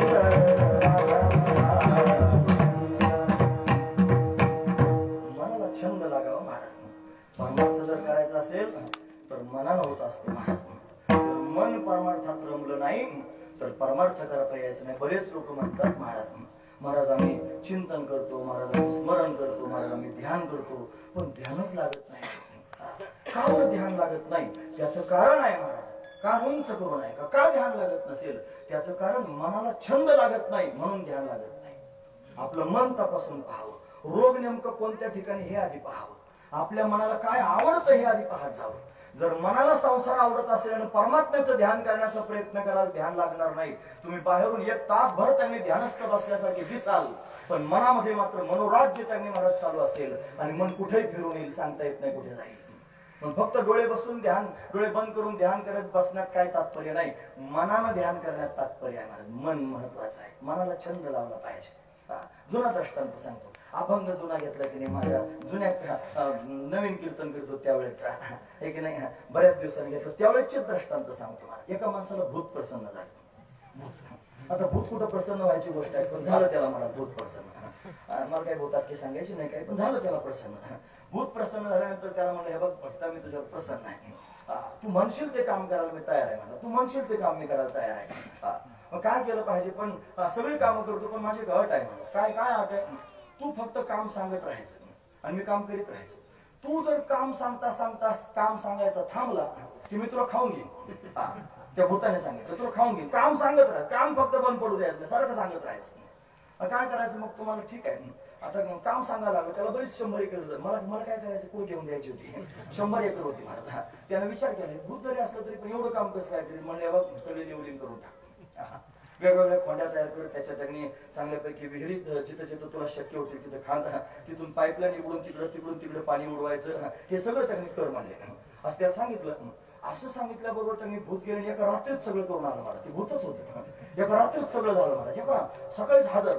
मला बघा जाऊन तुम्ही काय काय झालंय ते सगळं पाहून बाप्पा म्हणून सगळं आपण आता झालं आता काय काम सांगायचं तुम्हाला आता पुढचं काम सांगा आता काय काम सांगू मला हे बघ हा आपलं घर जरा थोडं जेमतेमच आहे जरा थोडा बंगला बांधून दे लगेच भूत गेलं का बंगल्याच्या कामाला लागलं महाराज पण याला टेन्शन यायला लागलं याच्यानंतर काय काम सांगायचं नाही जर काम सांगितलं ते खाऊन टाकीन आपल्याला मग काय करायचं मित्र त्याने त्याचा होता सुकला होता महाराज हा मित्राने विचारलं झालं काय तुला तो मला भूत प्रसन्न झालाय आणि बघ मला सगळे लेवलिंग करून टाकली सगळं काय झालं आता जर काम नाही सांगितलं तर आपला कार्यक्रमच आहे तुम्हाला काहीच सापडायचं नाही डस्टबिन पाडायला हे खाऊन टाकणार मला सगळं अख्खं खाऊन टाकणार काय करायचं सांग मला काय करू मित्र मला चिंता करू नको आता तेवढं काम करून आलं की त्या भूताला म्हणायचं जा एक मल्लखांब घेऊन ये म्हणजे काय कर तुला काय करायचं तू सांग तर खरं त्याला तू आला घर बांधून लगेच ताबडतोब भूत करायचं पुढचं काम सांग म्हणलं की तुम्हाला मलखांब घेऊन आला मलखांब त्याला मल्लखांब म्हणजे आता मल्लच राहिलं तर मलखांब कधी करायचं आता ते मोबाईल मध्ये त्यांनी काय खांब असतील तेवढेच फक्त बाकी त्यांनी मर्दानी खेळ राहिले नाही मैदानी खेळ राहिले नाही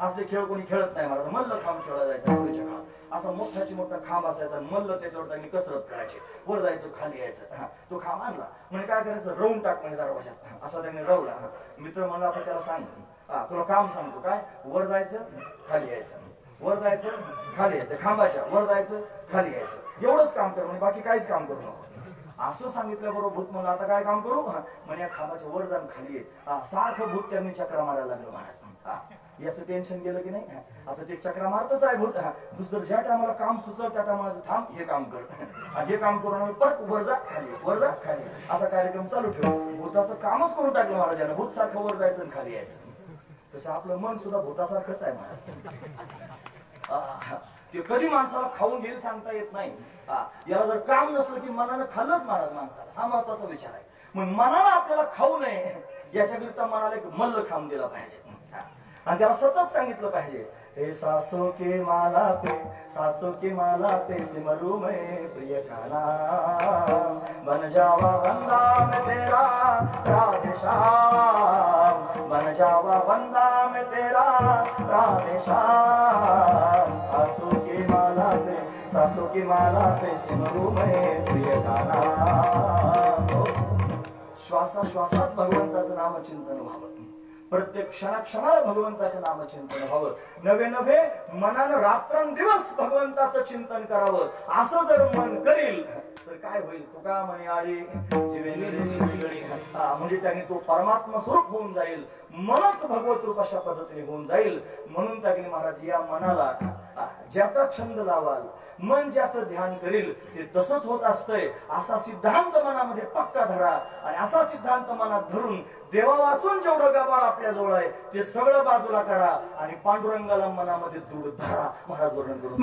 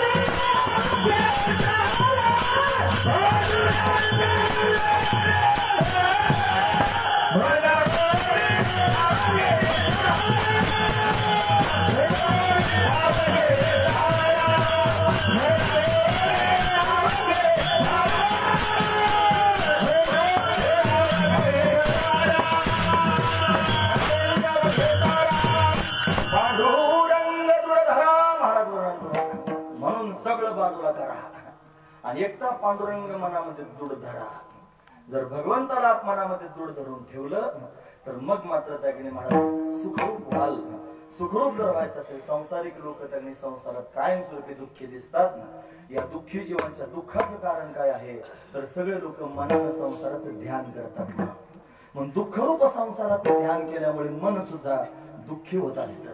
म्हणून त्यांनी या दुःखरूप संसाराचं ध्यान न करता संसाराला दूर सारा आणि पांडुरंग दृढ धरा, पांडुरंगाचं ध्यान करा. का बरं? पांडुरंगच एक सुखरूप आहे. सुखरूप आहे सा तुझा माझ्या पांडुरंगा सारिखा. पांडुरंगच सुखरूप आहे. त्याच्या वाचून शास्त्र म्हणतं यो वै भूमा तत्सुखम नाल्पे सुखमस्ती. भूमा म्हणजे ब्रह्म आणि ब्रह्मच सुखरूप आहे. दुसरं जगात काही सुखरूप नाही. म्हणून सुखरूप असणाऱ्या परमात्म्याच्या ठिकाणी मन लावलं पाहिजे. पण मन असायला महाराज माकडासारखं आहे. एका जागेवर थांबत नाही. त्याला फार उपदेश करावा लागतो महाराज. ऐके रे जना तुझ्या स्वहिताच्या खुना पंढरीचा राजा मना माझी स्मरावा. मनात पंढरीच्या राजाचं स्मरण करत जावं महाराज. जर नाही केलं तर घोटाळा होण्याची दाट शक्यता आहे. मनच परमार्थाला कारणीभूत आहे महाराज. मन यो मनुष्यानाम कारणम बंध मोक्ष हो. मनच मनुष्याला बंध आणि मोक्षाला कारणीभूत आहे. म्हणून त्यांनी मन हा राजा आहे. या देहामध्ये त्याने मन रूपी राजा राहतो. त्याला दोन बायका आहेत महाराज. मनो राजा एक देह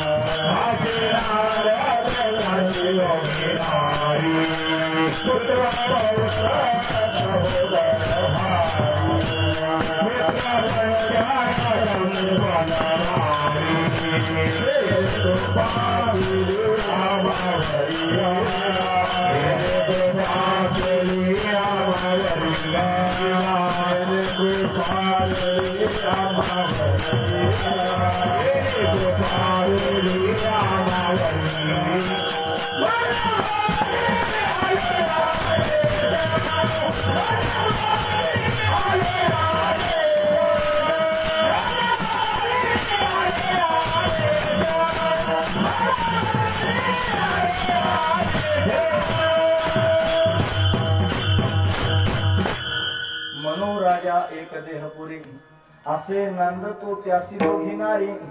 पुत्र पौत्र सहोदर भारे तेने कृपा केली आम्हावरे गा.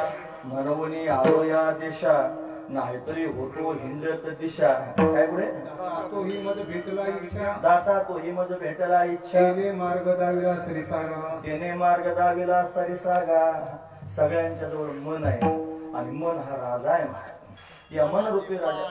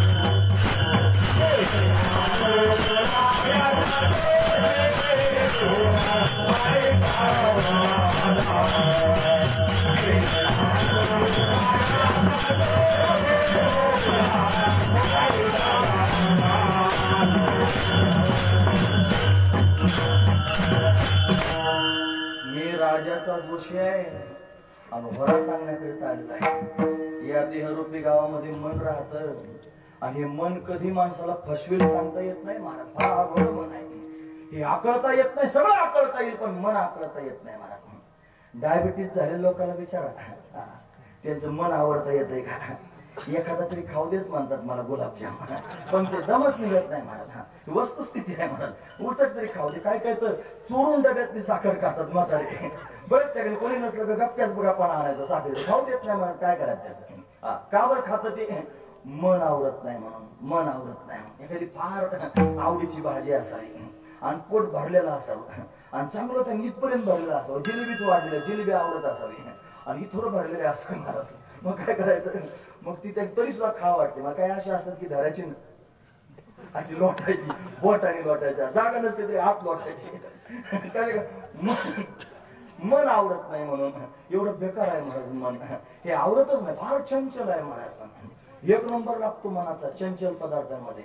हे मनो मधुकरो मेघो मानिनी मदनो मरुतो मामदो मर्कटो मत्स्यो मकारा दश चंचला. 10 चंचल आहेत त्याच्यामध्ये मन एक नंबरचं चंचल आहे महाराज. माकडासारखंच आहे, कधीच शांत राहायचं नाही. हे मन कैसे केवढे पाहो म्हणून तरी न सापडे, पाहो म्हणो तरी न सापडे. एरवी राहटावया थोडे त्रैलोक्य एरवी राहटावया थोडे त्रैलोक्य या. म्हणजे राहटावया म्हणजे काय माहिती का, फिरण्याकरिता याला त्रैलोक्य सुद्धा कमी पडतं. हे मन कसं आहे, कसं कोणत्या स्वरूपाचं हे जर पाहण्याचा प्रयत्न केला तर मन असं आहे, याला फिरण्याकरिता त्रैलोक्य सुद्धा कमी पडतं. हे त्यांनी आकळता येत नाही. माकडाच्या जातीचं मन आहे महाराज. असं आहे ना, एक सुभाषितकार म्हणतो, हे मर्कटस्य सुरापानम तस्य वृश्चिक दंशनम तन्मध्ये भूत संचार आत्वा तत्वा भविष्यसी. जसं त्यांनी माकडाला त्यांनी दारू पाजली, मर्कटस्य सुरापानम, त्याच्यात त्याला विंचू चावला मला, तस्य वृश्चिक दंशनम तन्मध्ये भूत संचार, त्याच्यात त्याला भूताचा संचार झाला. आणि मग त्यांनी ते माकड जसं त्यांनी आदवा तत्वा भविष्याशी कसंही वागतं तसं माणसाचं मन आहे महाराज. हे त्यांनी महाराज कसंही वागतं हा महत्वाचा विचार आहे. म्हणजे या मनाला भगवंताचा छंद लागला पाहिजे. कधी लागेल भगवंताचा छंद मनाला? 2 गोष्टी सांगतो, तुम्ही ऐकतात ना सर्वजण. महत्वाचा, मला वितळू द्यायचं नाही. मी जर फार सिरियस होऊन सांगायला लागले तुमचे चेहरे परत असे ते डाऊन होते. मला असंच ठेवायचं तुम्हाला. 10-5 मिनिटं अजून त्यांनी बोलायचं, लक्षपूर्वक ऐका. 2 गोष्टी त्यांनी ऐकल्या. 1 नंबर, मन भगवंताच्या ठिकाणी लागेल केव्हा, जेव्हा मनाला हा प्रपंच कटू वाटेल तेव्हा. एक मुद्दा. आणि मन त्यांनी भगवंताच्या ठिकाणी लागेल केव्हा, जेव्हा मनाला भगवंताचा छंद लागेल तेव्हा. 2 गोष्टी आहेत महाराज. मन त्यांनी संसारापासून बाजूला कधी होईल, ज्यावेळेला मनाला हा प्रपंच कटू वाटेल. म्हणून त्यांनी म्हणत, तुका म्हणे कटू वाटतो प्रपंच रोकडे रोमांच कंठ दाटे. काय प्रमाण मला आठवत नाही आता ते. तुका म्हणे कैशा दिसतील नारी, त्याची सुरुवात त्याची सुरुवात त्या अभंगाची. त्याच्यात दुसरं का तिसरं चरण आहे महाराज ते. म्हणून त्यांनी संसार सगळा नाही का हरिनामे विना विठ्ठल हे चित्त प्रपंचापासून वमन ते मनी बैसले सिद्ध ऐकतात ना सर्वजण. विठ्ठल हे चित्त प्रपंचापासून, चित्त प्रपंचापासून विठलं पाहिजे. कधी विठ्ठल महाराज प्रपंचापासून चित्त लोकांचं विटत नाही महाराज. खरं सांगतो मी तुम्हाला. लेकरं बाळ लाथा घालतात तरी लोकांचं प्रपंचातून चित्त विटत नाही. ते म्हणतात आपलेच आहेत. जरी मारलं ना पोरानं फिरून तरी सुद्धा आपलेच आहेत. लेकरच आहेत किती तरी, हे की नाही. आणि ते नाही चुकायचे मग कोण चुकणार आहे. मग मारच खातो तू, त्याच लायकीच आहे. तुझी योग्यताच तेवढी, त्याच्यापेक्षा तू वर जाऊ शकत नाही. हे तेवढंच आहे. म्हणजे ती किती बायकोनं शिव्या दिलं तरी माणूस म्हणतो जाऊ द्या, तिचा स्वभावच तसा आहे, पण मनानं फार चांगले आहे, तू त्याच लायकीच आहे. तुला ती शिव्या घालते, त्यांनी कोपऱ्यात घालून त्यांनी धामधूम करते ना, तू त्याच लायकीचा आहे. हा महत्वाचा विचार आहे महाराज. का बरं लोकांचं मन विटत नाही महाराज. विठल हे चित्त प्रपंचापासून वमन ते मनी बैसले. वमन म्हणजे काय, वकारी. वकारी कधी येते महाराज वकारी तुम्हाला सांगतो. तुम्हाला एखादी गोष्ट पाहिली का, विभक्त रस कीर्तनात असावा, म्हणजे 9 रस असावेत. म्हणजे शृंगार वीर करून अधोसास्य भयानक विभत्स्य रौद्र शांतस्य नवधा कीर्तिता रस. 9 प्रकारचे रस कीर्तनामध्ये 9ची 9 रस असावेत. 9 रसे भरवे सागरू, म्हणजे 9 रसात्मक त्यांनी बोलणं, रसभरीत कीर्तन होत जावं महाराज. त्याच्यात बिभत्स रस, बिभत्स म्हणजे घाणेरडा रस बरं का. हे घाणेरडं सांगतो. वकारी कधी येते ते सांगतो. हे कुत्र होतं महाराज काळ बरं का, ते खरजुलं होतं पुन्हा आणि फार मरायला लागलं होतं. कुठेतरी गेलं, काहीतरी आंगाळ वंगाळ खाऊन आलं आणि आल्यानंतर त्यांनी मग खो खो खो खो खो खो त्यांनी आपल्या पुढे जाऊन वकलं. आणि वकल्यानंतर त्यांनी महाराज घरात जाऊन काही टाकली आणली, ते त्याच्यात आणि त्याच्यात चमचा घातला, असं पुढे धरलं. काय होईल तुम्हाला, काय होईल खरं सांगा, काय होईल?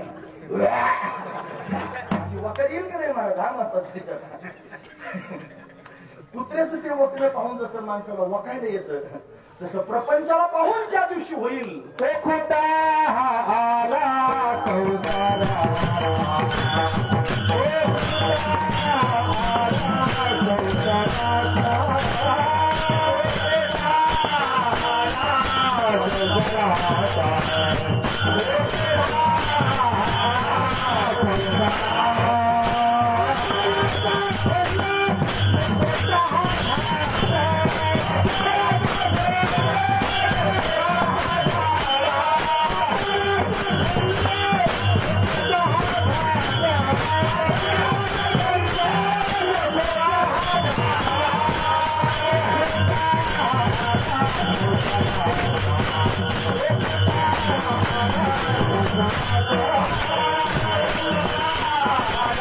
या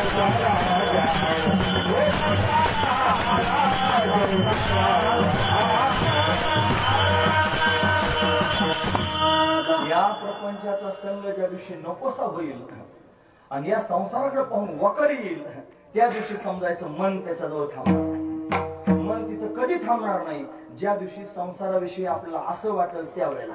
खरं सांगा कोणाकोणाला वाटतंय? आणि जर वाटलं तर लोक कीर्तन सुटल्यावर डायरेक्ट हिमालय गाठते, नाहीतर चाले नर्मदा परिक्रमेत लगेच. इथं थांबायचंच नाही म्हणजे चला. दौऱ्याचे वारकरी आहेत ना माझ्या घरी जातच नाहीत मला. ते आमचे भीमदादा आहेत ना सशिवाडीचे, ते घरी जातच नाहीत मला. पडशी पताक बरोबरच असते, इथपर्यंत धोतर असते गुडघ्यापर्यंत. अंगावर फक्त फाटतं तुटकं उपरणं असतं, त्यांनी ज्ञानेश्वरी फक्त ते पिशवीत असते. सारखे फिरत राहतात मला. काय प्रपंचाचं ते मिथ्यात्व कळालं, प्रपंच रूपाने कळालं आणि त्याच्याविषयी वकरीच मला घेणंच बसली महाराज मनामध्ये. मग ते नकोसं वाटतंय. महत्वाची गोष्ट आहे, ज्या दिवशी प्रपंच असा वाटेल त्या दिवशी मन प्रपंचावरून उडेल एक मुद्दा. आणि ज्या दिवशी देव आवडायला लागेल त्या दिवशी देवाजवळ मन जाऊन बसेल. सरळ गोष्ट आहे मला. देव आवडला पाहिजे, देव आवडला पाहिजे. तो आवडण्याकरिता तो कळाला पाहिजे. तो कळण्याकरिता त्याचा परिचय करून देणारा कोणीतरी भेटला पाहिजे. संत परिचय करून देतात मला. ते म्हणतात हे सच्चिदानंद रूपाय तापत्रय विनाशाय श्रीकृष्णाय वयं नमः. कसा आहे तुमचा देव? म्हणे सच्चिदानंद रूप आहे, तो सच्चिदानंद स्वरूप आहे. काय करतो तुमचा देव? म्हणे विश्वोत्पत्त्यादी हेतवे, विश्वाला निर्माण करतो असा आमचा देव आहे. काय स्वभाव आहे देवाचा? तापत्रय विनाशाय, तिन्ही तापांचा नाश करून टाकतो. काय नाव आहे तुमच्या देवाचं? म्हणे श्रीकृष्णाय वयं नमः. त्याला कृष्ण असं म्हणतात. तोच कृष्ण परमात्मा गोमातेच्या मागे त्यांनी फिरतोय. गोमातेला बरोबर घेऊन फिरतोय. नव्हे सगळीची सगळी द्वारकीची संपदा घेऊन त्यांनी गोकुळात आला आणि गोकुळातून त्यांनी महाराज पुंडलिकाच्या भेटीकरिता त्यांनी पंढरपुरामध्ये आला. ज्या वेळेला त्याचे सगळे सवंगडी बरोबर होते ना, तोच कृष्ण परमात्मा रस्त्यानं चालतोय. त्याच्या मुखकमलावर, त्याच्या केसांमध्ये गोमातेच्या खुरांनी उडालेली धूळ त्यांनी महाराज साचली चेहऱ्यावर आणि पांढरट चेहरा दिसू लागला. धुळीनं भरलेला, धुळीनं माखलेला चेहरा. आणि हेच गोपाळ त्या कन्हैयाला म्हणू लागले, देवा कसा पांढुर रंग दिसतोस रे. कसा दिसतो? पांढुर रंग. ह्या पांढुर रंग या शब्दाचा अपभ्रंश झाला आणि पांडुरंग म्हणता म्हणता पांडुरंग झाला. हा पांडुरंग तोच कृष्ण परमात्मा आहे जो विटेवर गीता ज्याने उपदेशली ते विटेवरे माऊली. ज्याने गीता सांगितली तो श्रीकृष्ण परमात्मा आहे आणि तोच श्रीकृष्ण परमात्मा विटेवरती उभा आहे. म्हणून साधू संत त्याला पांडुरंग म्हणतात. म्हणून त्यांनी ज्याचं चित्त प्रपंचापासून विटलेलं आहे, ज्याचं मन प्रपंचावरून उडालेलं आहे, त्याने त्यांनी महाराज या पांडुरंगाचं चिंतन त्यांनी करावं.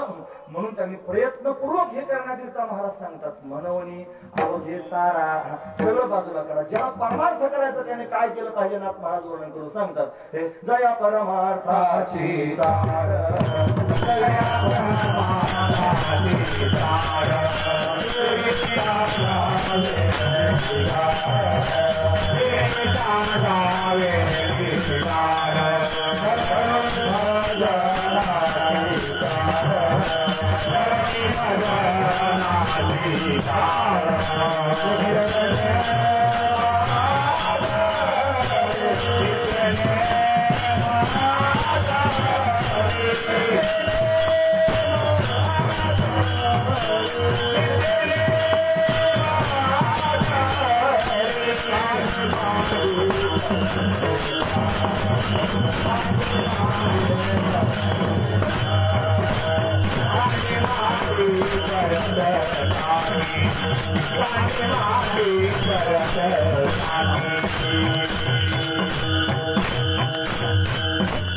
जया परमार्थाची चाड, तेने सांडावे बिगाड, दरुणी भजनाची चाड, नित्य नियमादर. ज्याला खरंच परमार्थाची चाड म्हणजे इच्छा आहे, तुम्ही ऐकतात महत्वाचा मुद्दा, ज्याला खरंच परमार्थ करण्याची इच्छा आहे त्याने काय करावं?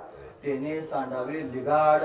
लिगाड म्हणजे गबाड, लिगाड म्हणजे संसार, लिगाड म्हणजे प्रपंच, लिगाड म्हणजे हे त्यांनी मनानं बांधून ठेवलेले धागे दोरे, हे सगळे बाजूला सोडावेत. मला सोडावे वाटत नाहीत म्हणाले. काही केलं तरी सोडावं वाटत, टाकावेच वाटत नाही. हा महत्वाचा विचार आहे. घनिष्ठ गबाळ जमा करायचं, नुसतं जमा करायचं. मला एक माणूस रस्त्याने फिरत होता त्या रेल्वेच्या पुलाजवळ आपल्या, आणि त्याजवळ असे पोतं होतं मला, पोतं. आणि ते पोतं असं खांद्यावर त्याच्या मला बरं का, बरं त्यांनी बरेच पोते जमा केले होते.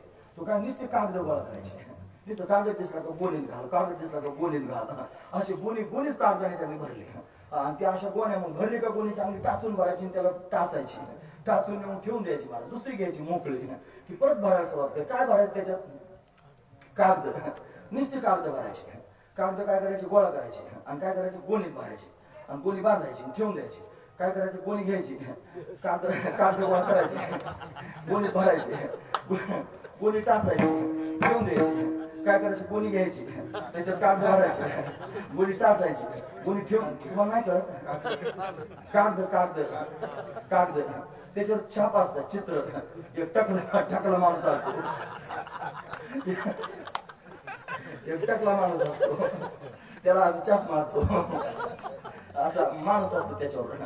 आणि 3 तोंडाचं काहीतरी असते त्याच्यावर. अशी कागद नुसती कागद गोळा करायची आणि त्याच्या गोण्या भरलेल्या म्हणायच्या, थप्पी लावलेल्या गोण्या. फक्त त्यांनी धमक असली तर गोणीला हात लावून दाखवा. गोणी सांभाळण्याकरता जिवंतपणे तर सांभाळायची कागद. मेल्यानंतर सुद्धा कागदाच्या छंदात मरायचं, कागदावरच फुस करायचं, फुस. धनावरचा नाद कशा करता? जन्म कागदा करता गोळा सगळा व्हायला घालवायचा. कशा? तुम्हाला नाही कळालं मी काय सांगते? कागद कळलं नाही तुम्हाला? असं म्हणल्यावर कळतात लोकांना कागद. जन्मभर लोक कागद गोळा करतात. कागद गोळा करायची, ती गोणी टाळायची, गोणी टाचायची का ठेवायची, गोणी टाचायची का ठेवायची. अख्खा जन्म कागद गोळा करता. आणि काय या कागदात जाळायचं होय? काय होणार आहे बरं? तुम्ही खरं सांगा, असे काही महापुरुष आहेत महाराज, त्यांच्या खिशाला कपड्याला खिशी सुद्धा नाही, आणि ते त्यांनी पैशाचा त्यांचा संपर्क सुद्धा नाही आला तरी जिवंत आहेत महाराज.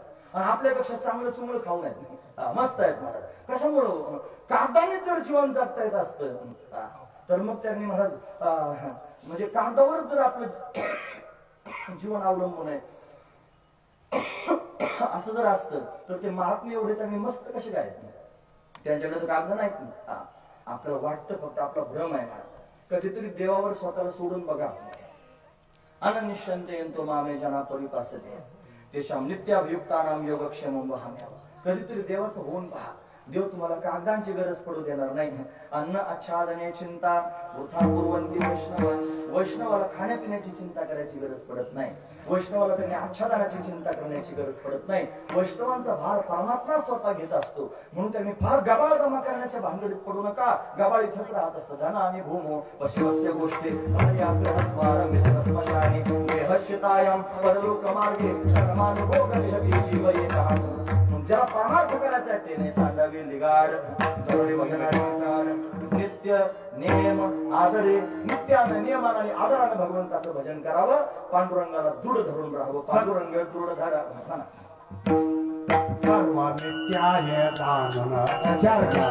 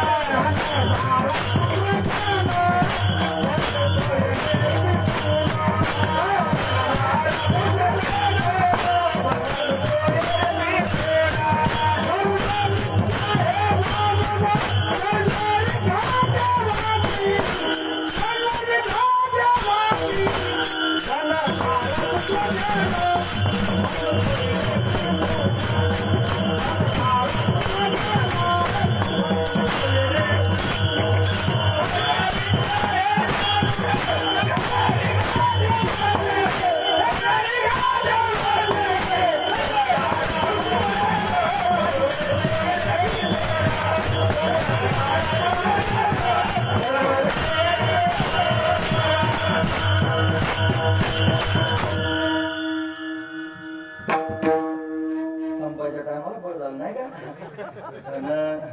दारा म्हणजे बायको, पुत्र म्हणजे मुलगा, जन म्हणजे लोक, धनदारा पुत्र जन बंधू म्हणजे भाऊबंद, सोयरे म्हणजे सोयरे आहे, विष्णू म्हणजे गणगोत. सर्व गणगोत, सर्व मिथ्या हे जाणून, सगळं खोटं आहे हे जाणून शरण रिघा देवासी पांडुरंग दृढ धरा मनवणी आवघे सारा. पांडुरंग दृढ धरा. म्हणून पांडुरंगाला अंतकरणामध्ये दृढ धरा, कारण तोच एक असा आहे अंतकाळीचा सोयरा. तुगामध्ये विठोर धरा, तोच अंतकाळ समयाला सोडू शकतो, तोच आपला होऊ शकतो, त्याच्या वाचून दुसरं कोणी आपलं होऊ शकत नाही. तोच सुख देऊ शकतो, त्याच्या वाचून कोणी सुख देऊ शकत नाही. म्हणून महाराज अजून एका ठिकाणी म्हणतात, हे आपुला तो एक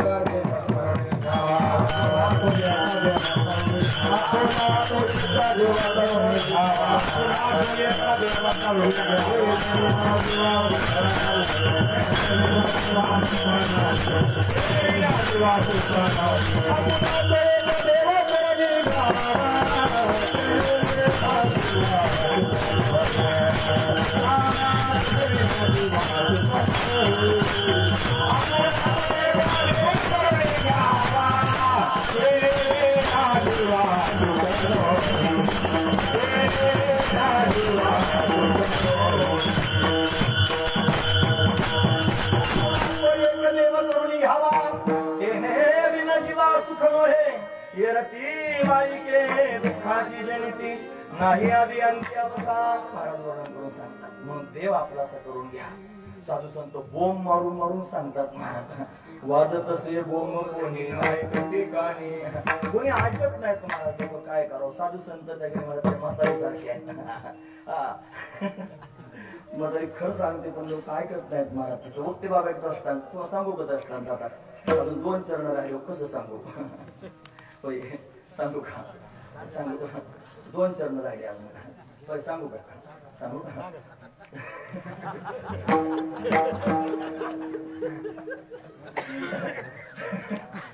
हे म्हणलं सांगा सगळं की मग सांगायचं, कारण ते वयोवृद्ध आहेत, त्यांना उभं राहायचंय आणि ते तिष्ठून जातील की नाही. मग मी जर 11:30 वाजले मग त्यांनी काय करायचं विचार? त्या रोजच आहे मला, आता मला रोजच उभं राहायचं. तुम्हाला काय मला 7 दिवस त्याने रोज आहे कायमस्वरूपी हे चालूच आहे, बंद नाही मारायची. आता लॉकडाऊन सुटल्यामुळं आता पेवत फुटल्यासारखं कायम जाते,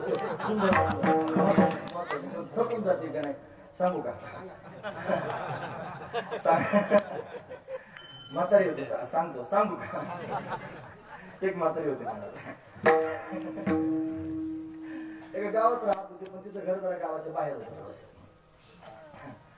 गावात काय झालं माहितीये का? काही सोंग आले, सोंग म्हणजे असं स्टेज तयार केलं, मग मोठा कार्यक्रम त्यांनी सुरू झाला. सगळं गाव आलं मला सोंग बघायला. पूर्वीच्या काळात त्यांनी वराती व्हायच्या का नाही, वरातीला सोंग असायची. सोंग मला आठवतं, पिंपळगाव मध्ये राहायचो आम्ही लहानपणी. त्यावेळेला वरात जर असली कोणाचं लग्न झालं तर रात्रीच्या टायमाला सोंग असायचे. सोंग बघायला आम्ही रातभर जागे मारा, सोंग यायचे. ते असं स्टेज तयार केलं, त्याच्यावर सोंग होते. सोंग सगळं गाव बघण्याकरिता आलं. म्हातारी गेली नाही माझं, ती नाही जायचं. का बरं? तिच्याकडे बरेच दागदागिने, सोनं नाणं होतं, दागदागिने होते. ती म्हणजे मी जर गेले आणि इथं जर चोराने कुटाणा केला मग काय करायचं? त्यापेक्षा म्हणजे घरातच राहायचं. मगाच्या म्हातारीसारखीच हुशार होती ती. मुली आता आपण जायचं नाही म्हणजे इथंच थांबायचं. थांबली महाराज म्हातारी घरीच. आता काय झालं योगाने, सगळे लोक तिकडे गुंतले ते सोंग पाण्यामध्ये आणि नेमके चोर आलेच महाराज. आले असेच म्हातारीच्या घरात घुसले.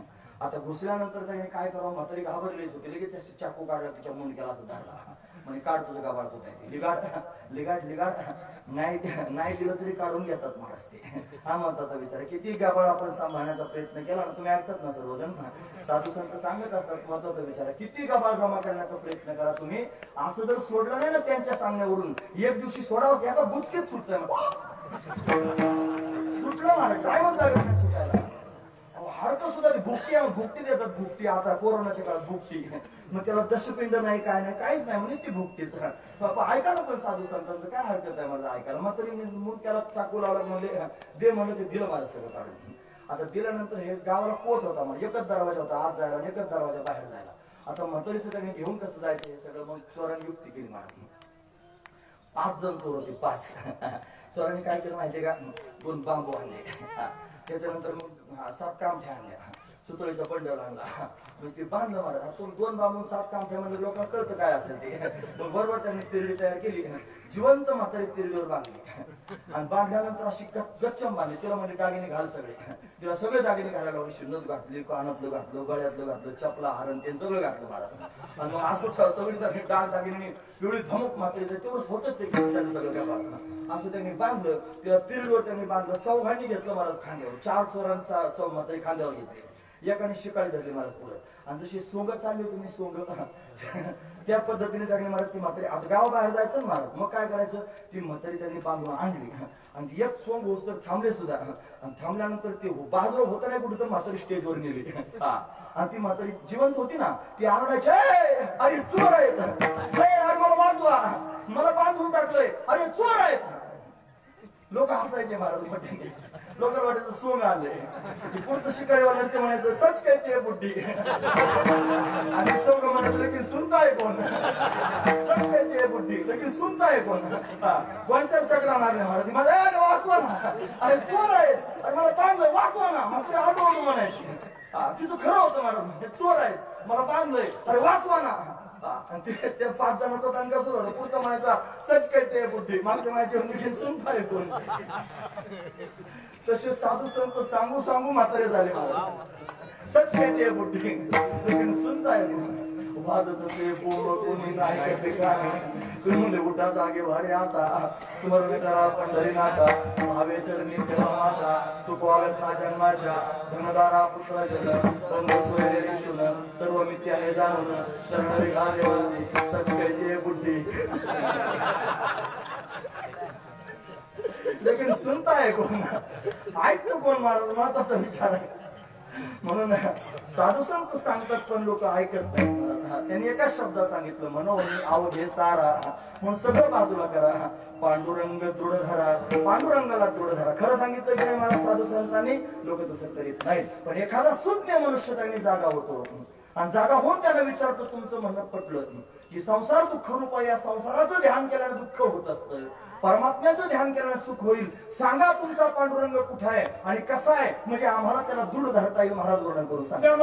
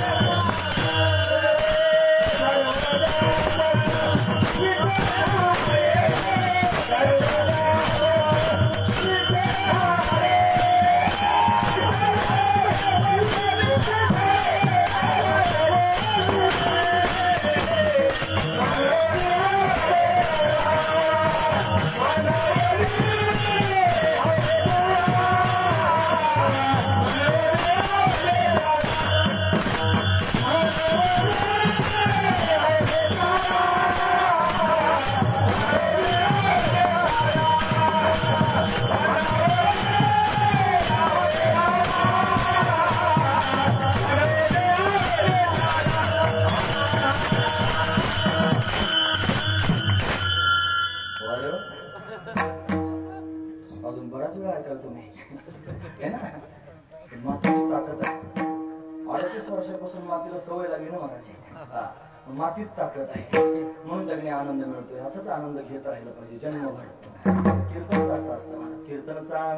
कीर्तनचा अंग वयांग हरे रूप ब्रह्मीभूत काया होत असे कीर्तनी असो समखोन ज्याचे पाय उभा व्यापक विटे खाय. कुठे देव राहतो सांगा ना. त्याला दृढ धरायचं ना पांडुरंगाला. मग त्याचा पत्ता तरी आम्हाला कळायला पाहिजे ना. ते म्हणे तो उभा आहे. कसा उभा आहे? समान चरण ठेवून उभा आहे. कुठं उभा आहे? तो सर्व ठिकाणी व्यापक आहे. भरवा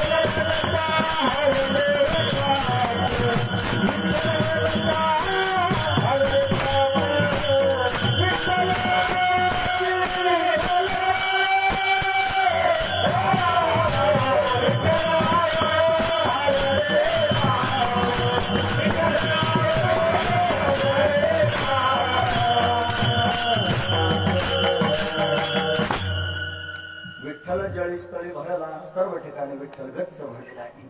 रिता ठाव नाही उरला, ठाव ठिकाणच शिल्लक राहिलं नाही, मोकळं ठिकाणच कुठं उरलं नाही. कहा पगडारू देखे अंगरा, देखे तो सब होईने घेरा, सर्व ठिकाणी विठ्ठल गच्च. विठ्ठल विस्तारला जनी, सप्तही पाताळे भरुनी, विठ्ठल व्यापक त्रिभुवनी, विठ्ठल मुनी मानसी. विठ्ठलच विठ्ठल सर्व ठिकाणी गच्च भरलेला आहे. म्हणजे त्यांनी तो कसा आहे असं जर विचारत असाल तर ते म्हणतात समखून ज्याचे पाय उभा, व्यापक विटे ठाय. जो व्यापक आहे पण विटेच्या ठिकाणी विटेवरती समान चरण ठेवून उभा आहे, त्याला पाहण्याकरिता जा.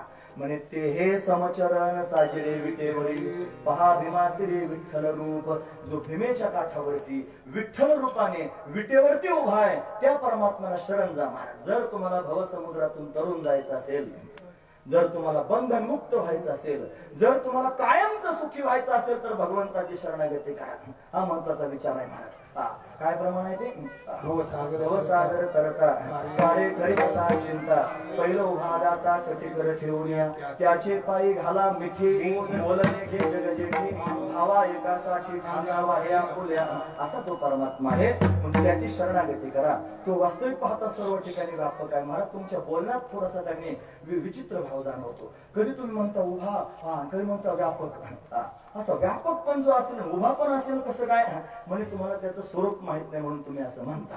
म्हणजे कसं काय? त्याला दोन प्रकारानं पाहिलं जातं. एक स्वरूप लक्षणानं पाहिलं जातं आणि एक तटस्थ लक्षणानं पाहिलं जातं. स्वरूप लक्षणानं जर पाहण्याचा प्रयत्न केला तर तो सच्चिदानंद आणि अनादि अनंत व्यापक अशा पद्धतीचा परमात्मा. सत्य, ज्ञान, अनंत, गगनाचे प्रावरण, नाही रूपावरण गुण जेथे, हे त्याचं स्वरूप लक्षण आहे महाराज. म्हणून स्वरूपानं तो सर्व ठिकाणी व्यापक आहे. जो आकाशापेक्षाही व्यापक आहे, म्हणून त्यांनी आकाशाची व्याप्ती आहे पण सापेक्ष आहे महाराज. आकाश हे प्रकृतीच्या समोर त्यांनी कमी, प्रकृती त्याच्यापेक्षा जास्त व्यापक आहे. आकाश व्यापक आहे पण त्यांनी वायूपेक्षा व्यापक आहे. वायू व्यापक आहे पण अग्नीपेक्षा व्यापक आहे. अग्नी व्यापक आहे पण त्यांनी जलापेक्षा व्यापक आहे. जल व्यापक आहे पण पृथ्वीपेक्षा व्यापक आहे. महत्वाची गोष्ट, पृथ्वीपेक्षा व्यापक जल आहे, जलापेक्षा व्यापक त्यांनी अग्नी आहे, अग्नीपेक्षा व्यापक वायू आहे, वायूपेक्षा व्यापक आकाश आहे, आकाशापेक्षा व्यापक प्रकृती आहे आणि प्रकृतीपेक्षा जो व्यापक आहे, निरपेक्ष व्यापक आहे, त्याचं नाव आहे परमात्मा. तो कोणाच्या अपेक्षेने व्यापक नाही, तो व्यापक आहे.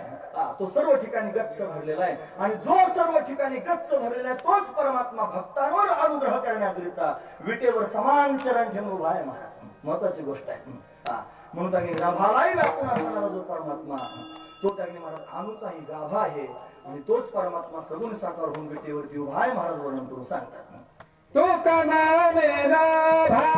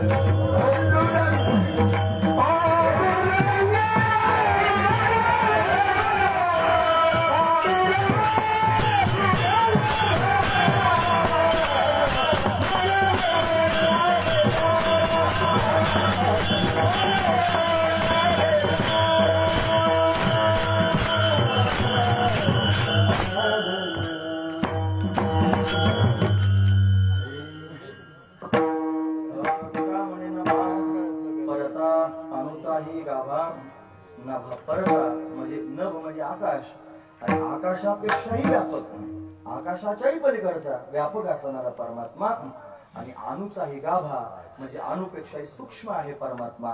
म्हणजे हे परमात्म्याचं स्वरूप सांगितलं. म्हणून तोच परमात्मा व्यापक आहे आणि तोच परमात्मा तटस्थ लक्षण जर पाहिलं तर विटेवरती उभा आहे. तो का म्हणे गाभा पडला आणि गाभा म्हणजे विटेवर उभा असणारा परमात्मा तोच आहे जो सर्व ठिकाणी व्यापक आहे. जो सर्व ठिकाणी व्यापक आहे तोच परमात्मा, तो हा विठ्ठल बरवा, तो हा माधव बरवा. म्हणून त्यांनी महाराज हे मनवणी अवघे सारा हे प्रत्येक ठिकाणी लावता येईल महाराज. पण ते लावणे इतका वेळ आता माझ्याकडे शिल्लक राहिला नाही. नाहीतर पुढच्या 2 चरणांचं चिंतन स्वतंत्र चिंतन आहे. त्याच्यात आणखी काही विशेष असणारे भाव आहेत महाराज. पण वेळ संपल्यानंतर जास्त भाव सांगत जाऊ नयेत, नाहीतर मग सांगणाऱ्याचा भाव कमी होऊ शकतो. सर्व गोष्ट आहे महाराज. मग सांगणाऱ्या विषयीचा भाव कमी होऊ शकतो. मग तुमच्या पोटातला भाव असाच टिकून ठेवावा याच्याकरता मी थांबलं पाहिजे, हो की नाही? म्हणून मी आता याच ठिकाणी थांबणार आहे. मग सरळ सरळ मुद्दा आहे की परमात्म्या व्यतिरिक्त बाकीचं जेवढं सगळं त्यांनी पाहायला मिळतं जे मिथ्या आहे ते अंतःकरणातून बाजूला करावं आणि परमात्म्याला चित्तामध्ये मनामध्ये दृढ धरून ठेवावं. जीवाला समाधान प्राप्त झाल्याशिवाय राहणार नाही. हा समाधानाचा मंत्र जगद्गुरु तुकोबा या ठिकाणी सांगतात. असं समाधान जीवनामध्ये कोणाकोणाला प्राप्त झालं असं जर म्हणत असाल तर ते सर्व साधू संतांना प्राप्त झालं. मोठ्या प्रेमानं त्यांचं चिंतन करून याच ठिकाणी थांबूया. ते कसं हे ज्ञानेश्वर